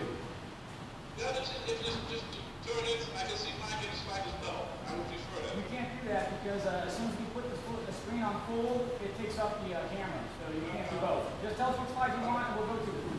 Okay, are we over to slide left to that? You're on slide 1, which shows all the static. Okay. So I'm now coming in. This is Amsterdam, the next one. Okay, slide 2 is 2 of 76. Yeah. Now I will accelerate. You see the slide of Amsterdam? Yes. Can I have the next one? I'm in this little internet cafe and also this coffee shop. And you know, in Amsterdam, they don't sell coffee in coffee shops.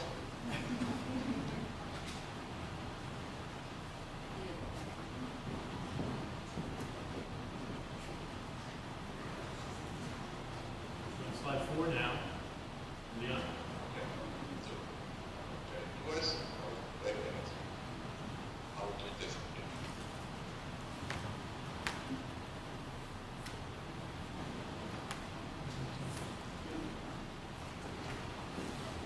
Leon, you there? Yeah, I'm still there. Okay, waiting on you. Okay, yeah. I just put slides forward.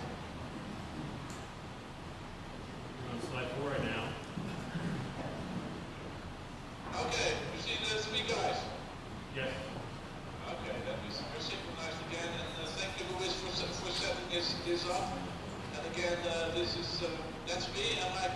we're here to spoil your party. And Mike requested the roast. So, called this roast the Mikey Leaks.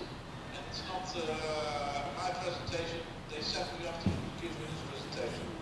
Important for you, there's an important caveat that this is brought from the Dutch territory, so I'm not responsible for anything this presentation. Are you still with me, Mike? Yes. Okay, please, Mike, let this be not a monologue, but a dialogue, and we wanted to roast. And what's better than for roasting turkey? So please fill in, Mike. Of course, if you wanted to roast, I'm still an ignorant Dutch guy, so I didn't have a clue about the roast. So if you talk about the Dutch roast, I was thinking about the Dutch oven, but probably that was not what you were referring to. So I did some literature study. What's an American roast? And I looked at the amazing Pamela Anderson and also the Charlie Sheen. So that's about the level we're going to get in this roast. I understood from a roast that first you had to find some information. So I sent out a request for information to all the people we know. And they asked me, can you send me some incriminating material? So my request to all the people is stop sending me more information. I did the analysis and I looked at Mike, is he a cooperation partner? Is he a diplomat? Is he a ladies' man? What about his languages? Is he a connoisseur about food? A dedicated worker? Or is he a really bad guy? Cooperation partner. Look at this. This is me. And these people note, where is my hair after the cooperation with Mike? And Mike said to me these nice words, and I still don't know what they mean.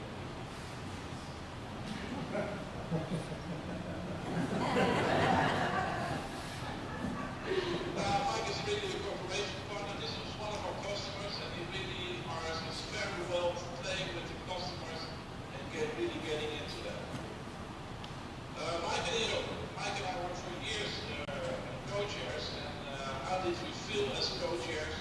We also always felt that we were not fighting endpoints, but we were not fighting windmills, but endpoints. After the presentation we gave to the customer, there was always time for some questions. And this would normally happen this way. Respect for the authorities. Mike, can you please fill me in with this story?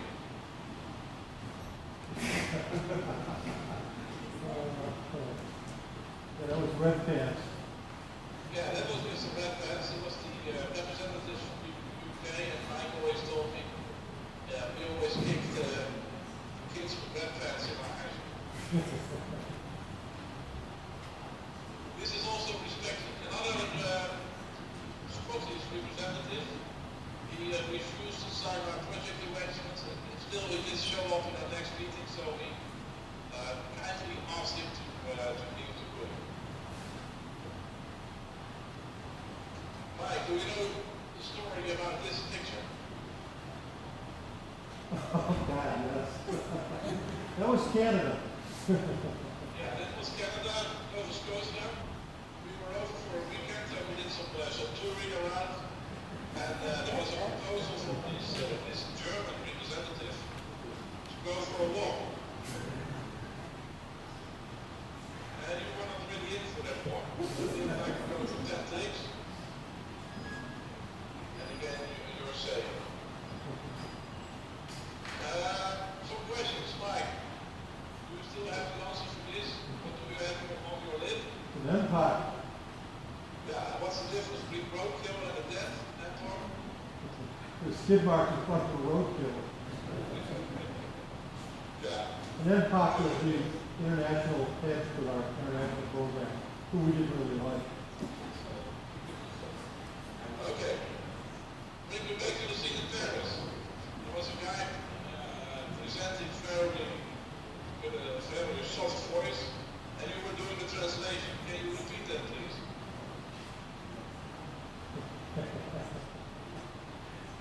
Go ahead, move on. Ladies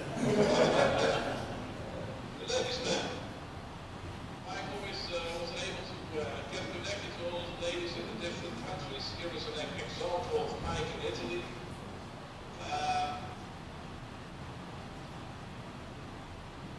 Are we at the scene in the harbor in the Netherlands?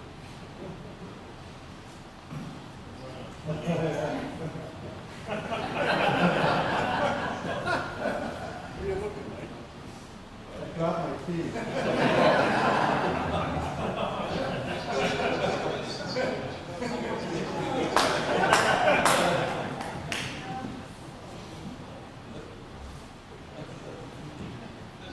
Mike is getting close to Mary, Secretary of the Foreign.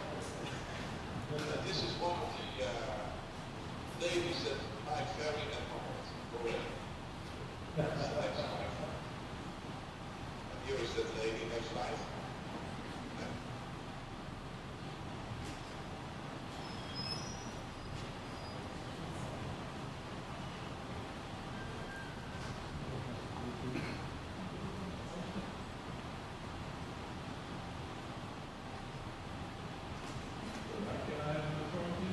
Yes, go ahead. Okay, this looks like an interesting scene, but be aware of what's going on. And Mike, you have to say the words. The unreachable woman. But we're next. We should be on the stairs. What's that?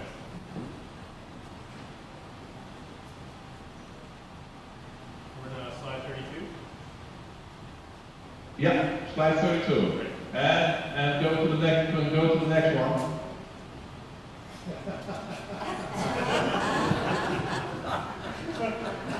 Next please. Next. Okay, 36 now. So we're up to languages. Mike, 37. Mike is always has an idea that he is really an Einstein in languages, and I'll show you some examples. 38, please. And then 39. 40.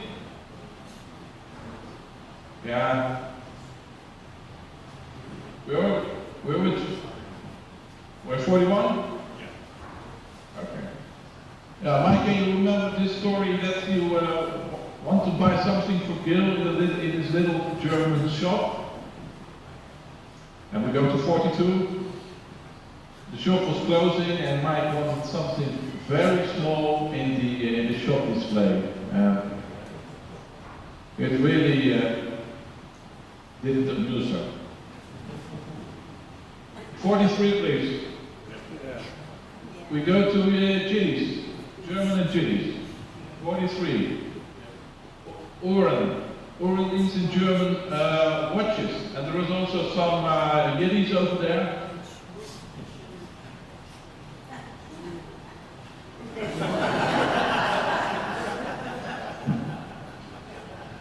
Okay, next. 45, we're going to Connoisseur. And Mike was always in for a barbecue. I think this is in Denmark, yeah, on the beach. And at least you couldn't say for Mike that he's a backstabber. We go to 47. Again, killing a lobster. And 48, this is one of his favorite partners. Mike, you still remember Tim Din? Oh, absolutely. Okay, we go to 49. This is his favorite restaurant in the Netherlands, Simonis. There you can have a good meal of fish. Here we are in Spain, and Mike is really a connoisseur of food, but also of languages. So he told us how to take care of the orders. And every time he ordered something with patatas. We go to 51. You told me that was someone else. So we didn't get any meat, but we always ended up with potatoes. So the conclusion of Mike was potatoes are potatoes. I think he's quite right. Then we have the story of the delicacy in the Netherlands. We have a thing that we call zoethout. You could translate it into sweet wood. If we go to 53,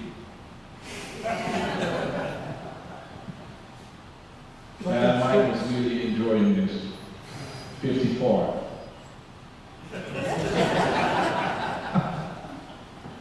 Yeah, but he was such a nice guy when you give him something special. We'll go to 55. Dedicated worker.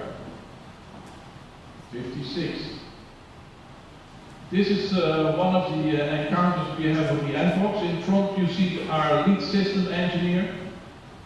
And he, 57.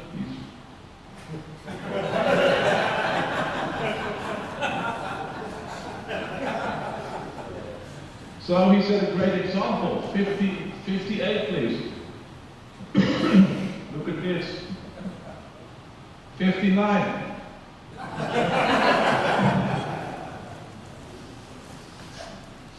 Okay. 60 please. Is he really bad? Yes. 60. 61. Of course you know this movie from Quentin Tarantino. And one day they showed up again in 62 in Seville.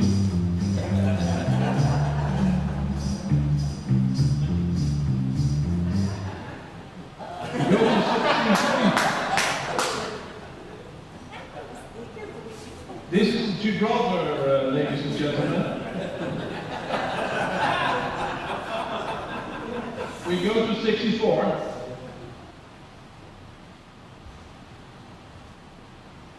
So that was an exciting scene. We are at 64 now, so we can go to 65. And 66. That was happening. 67, please.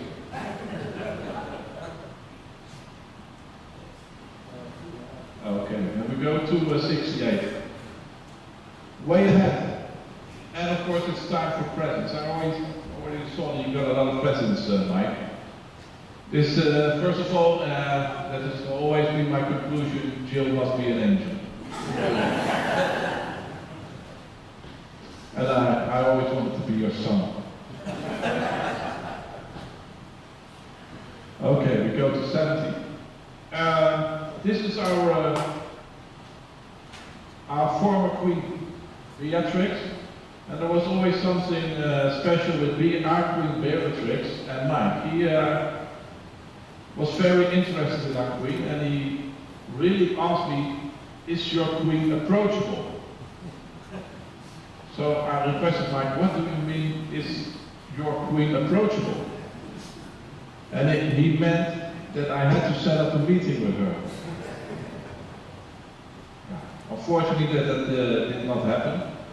But I'm going to make it up with you. This is the formal government portrait of our Queen Elizabeth, Beatrix and Prince Claus. And Mike, I don't know if you see the camera right now. Yes? But I got it over here for you. So it's waiting for you. Come and get it. Or maybe soon I are able to bring it to you. Okay, we'll go to 72.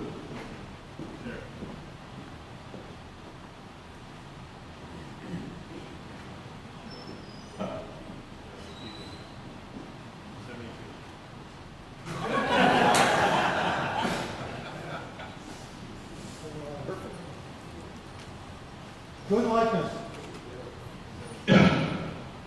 73. Okay, Mike, I wanted to thank you for the great years together, and I really wish you a very good retirement and some peaceful years with Gil, of course, and your family.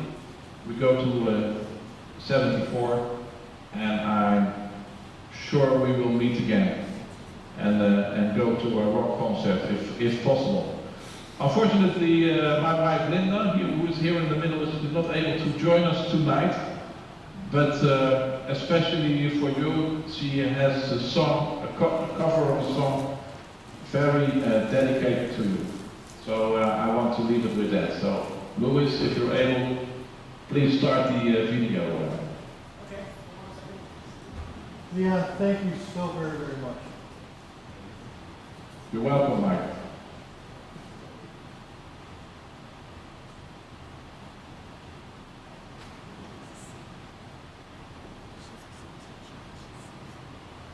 Mike, congratulations on your retirement. This is a song special for you. And your mother, and the horse you rode in on. And I mean that in the best possible way.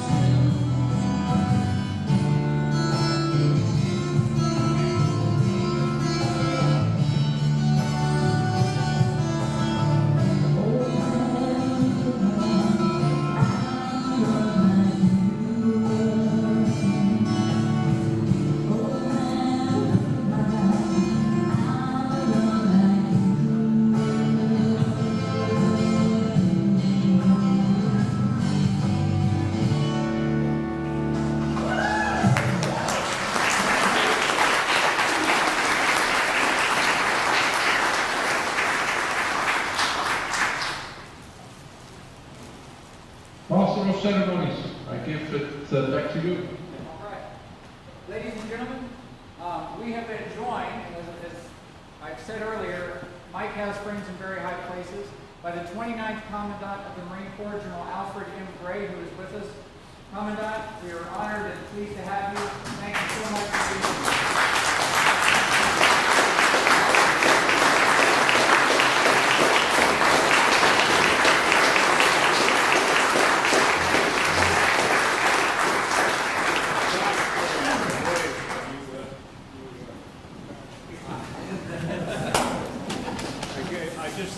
I came down because Mike and I go way back. I won't tell you how long because that gives away our age. But he did so so much for our Navy and our Marine Corps, so many different ways on so many different kind of projects, and particularly in training and education, modeling, simulation, all that. And so I just had to come down and interrupt all you people to pay my respects. So thank you very much, and you take care of yourself, take care of your family. God bless you.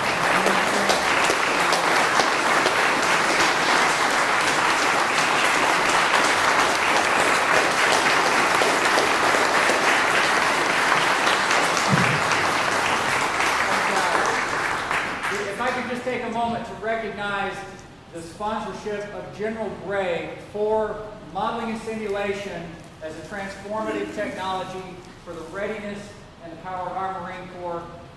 Were it not for his vision and emphasis on training Marines to be the absolute best possible with every tool available at our disposal. General, you have shaped the Marine Corps for decades after you were Commandant. Thank you so much for being here. Thank you all. You said it up.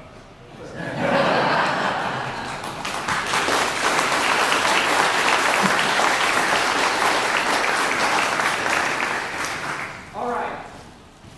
I believe there are some other people who would like to make some comments about Mike. Please have a seat.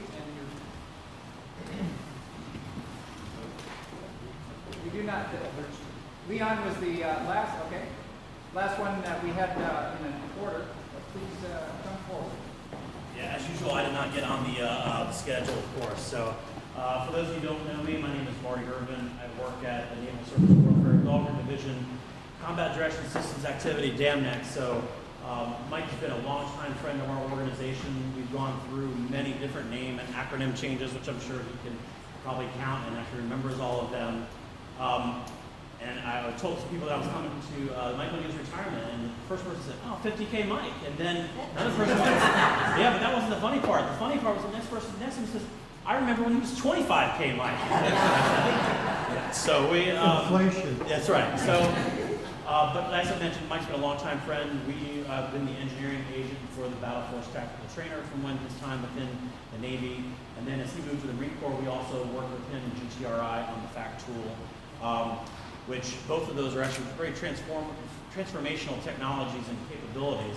BFIT now is really the model as we move towards our next generation naval training system, the advanced training domain, that's really driving where we're going as kind of the foundational capability. And then with FACT, I think the Colonel was being very humble on Mike's contributions, but FACT has really kind of spurred out of control from here, where it's really kind of led the initiation of thinking about things from a larger set-based design capability. And I know I'm rambling technical and some people from family don't care, but I just want to hopefully capture and convey that Mike has made some significant impact that is now still continuing to spin and generate opportunities where we're going to hopefully make better decisions for the warfighter by looking at all the capabilities we can bring in the most cost-effective way and in the fastest way so we can provide the technology. So one of the things, since Mike has had this long contribution to DAMNAC, we have had the opportunity to have a flag flown for him. And I'd like to just quickly read the certificate and then present him with the flag. So this certificate is for a flag flown presented to the family of Michael Allen O'Neill. On behalf of the friends and co-workers of CSA DAMNAC, I would like to present you with the symbol of our Navy and our country, the United States National Ensign, the flag which Michael Allen O'Neill has proudly served and so honorably defended. This flag is presented in recognition of Michael Allen O'Neill's faithful service to the United States Navy. Accept it, protect it, guard it, and always remember that the men and women he has trained, guided, and inspired will follow in his footsteps and defend it with equal pride. The United States flag accompanying this certificate was flown on the mast at Hopper Hall, DAMNAC Base, Virginia, on the 25th day of August 2017, signed by Commander Andy J. Hoffman. Mike, thank you so much very much for all your work.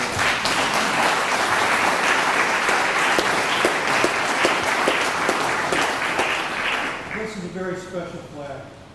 1975, I reported as an ensign my first duty station, which was DAMNAC, Virginia. I had a dog and stuck it into the DOQ. Well, everything was fine for about a week, and then one day someone decided to clean the room, and we had a do not disturb, but they pushed right in. The dog chased it down the hall.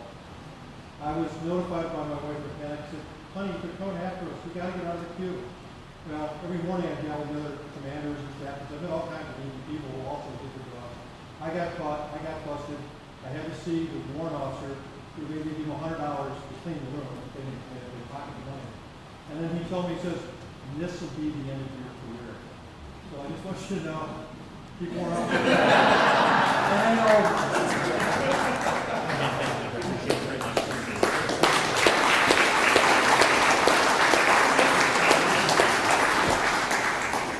Does anyone else have a presentation or some recollections of Mike that they'd like to share? Aiden? Uh-oh. Speak loudly. Well, I just wanted to say that Mike was a very great man. He's done some very nice things, and I hope I can be just as successful as him. Thank you very much.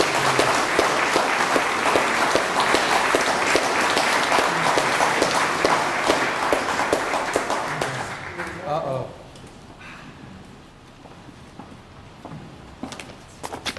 Hi, my name is Lee Manders, and I came from Indianapolis for this special presentation. Wouldn't have missed it for anything in the world. Mike and I go back to when we pledged the same fraternity together in Miami of Ohio in, I guess it was 1972 in January. I'm not going to talk about Mike's career because obviously you guys have done a great job of that. I think he, in his formative years at Miami of Ohio, was a different person. And so I'm going to keep this very brief because I know everybody's been in here long enough, and at our age we got to go to the bathroom. So I'm not going to tell you the stories because they're going to take too long. I just want to tell you what questions to ask Mike after this ceremony. I want you to ask Mike about what it's like to run around campus and look in women's dorm room windows. I want you to ask Mike what it's like to have an alter ego named Carlos, who speaks with a fake Hispanic accent in an effort to try to pick up girls and other weird people on Oxford, Ohio's High Street. Mike was a champ at that, and I got to play his straight man, which helped me too, so that was always nice. I want you to ask Mike what it's like to attend a fraternity party where he almost gets thrown in jail. I want you to ask Mike about, ask Mike about the night before his wedding. When his fraternity brothers and I almost accidentally killed him when we threw him in a washing machine box that we found on the side of the road and threw him in the swimming pool at the hotel, and he almost drowned. And then a couple of hours later, he was passed out in the shower because he was so wasted. And he asked him what it's like to be drunk and lying on the floor of the shower for 2 hours the night before your wedding. That wasn't easy. That was we took pictures of that, but that was before digital, so I don't know what happened to those pictures. So, you know, Mike's a little bit of a strange character. You've seen the professional side of him. His family, of course, knows him for some of his antics outside of the profession. We've all been thinking about and Mike has been doing a lot of thinking about what he wants to do now that he's retiring from civil service. He's had a great 39-year career in and out of the military. He's been a contractor, he's been a civilian employee, he worked in private industry. Of course, we've heard about his Navy career as well as his Marine Corps career. And he's just done a terrific job. And I know Mike is eager to continue to serve in some capacity. He's a people person. He wants to work with people. So I got him this gift. I wrapped it in duct tape because I know only the best for Mike. And I want you to use it in good health for his next career. When I got off the plane yesterday, I stopped and got him a job at his next job, the Manassas Walmart.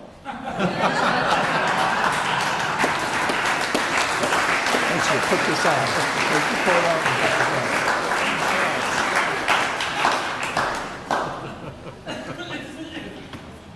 No, I didn't get you a medium or a large. I got you an extra large. Good. And while you're at work, I want you to enjoy the fruits of your labor because you're going to be serving a lot of people at Walmart. I got you a roll of quarters so that you could use the gumball machine and buy kids candy while you're at work. There you go.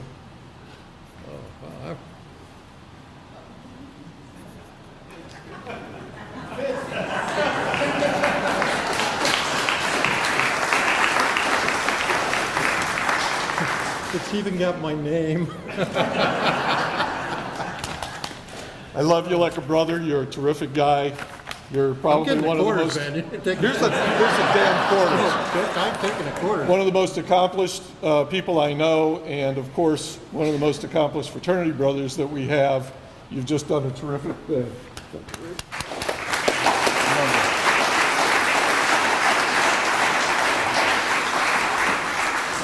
I got to get a picture of that.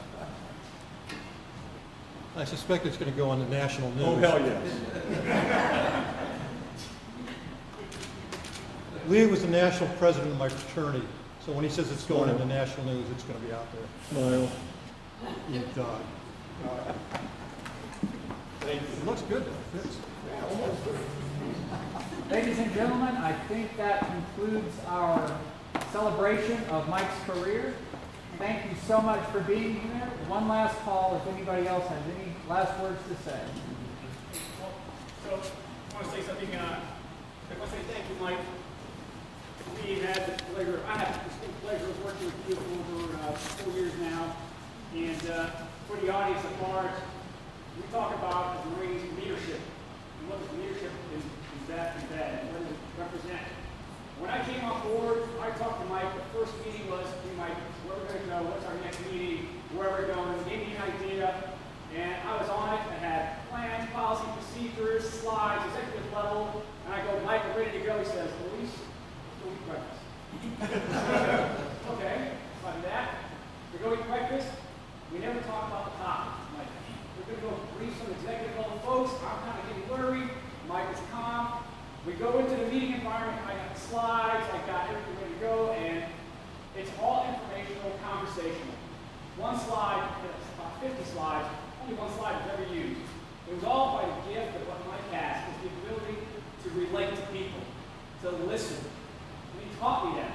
And that skill set that then allowed me to then embark on other projects and processes here within Systems Command. And I'm very proud that I had you as a mentor. I am absolutely proud, thrilled to have you as a leader. And I would say that even though we're not that far off in the years, you were a father figure. Absolutely a father figure. When I would talk to you about certain things, you would come over and always ask about the family. Again, you are to be a saint. Because Mike would just go on and on about things. I'm like, okay, Mike, where is the center of the problem? But he covers everything. And that's just a gift he has. Everybody who knows him knows that he has that gift. And I hope that I get 5% of that as I embark in trying to fill your shoes there at Systems Command. And I want to say thank you again, Mike. I wish you the best in retirement. You're always going to have a friend and family back here. And, we love you, man. Thank you.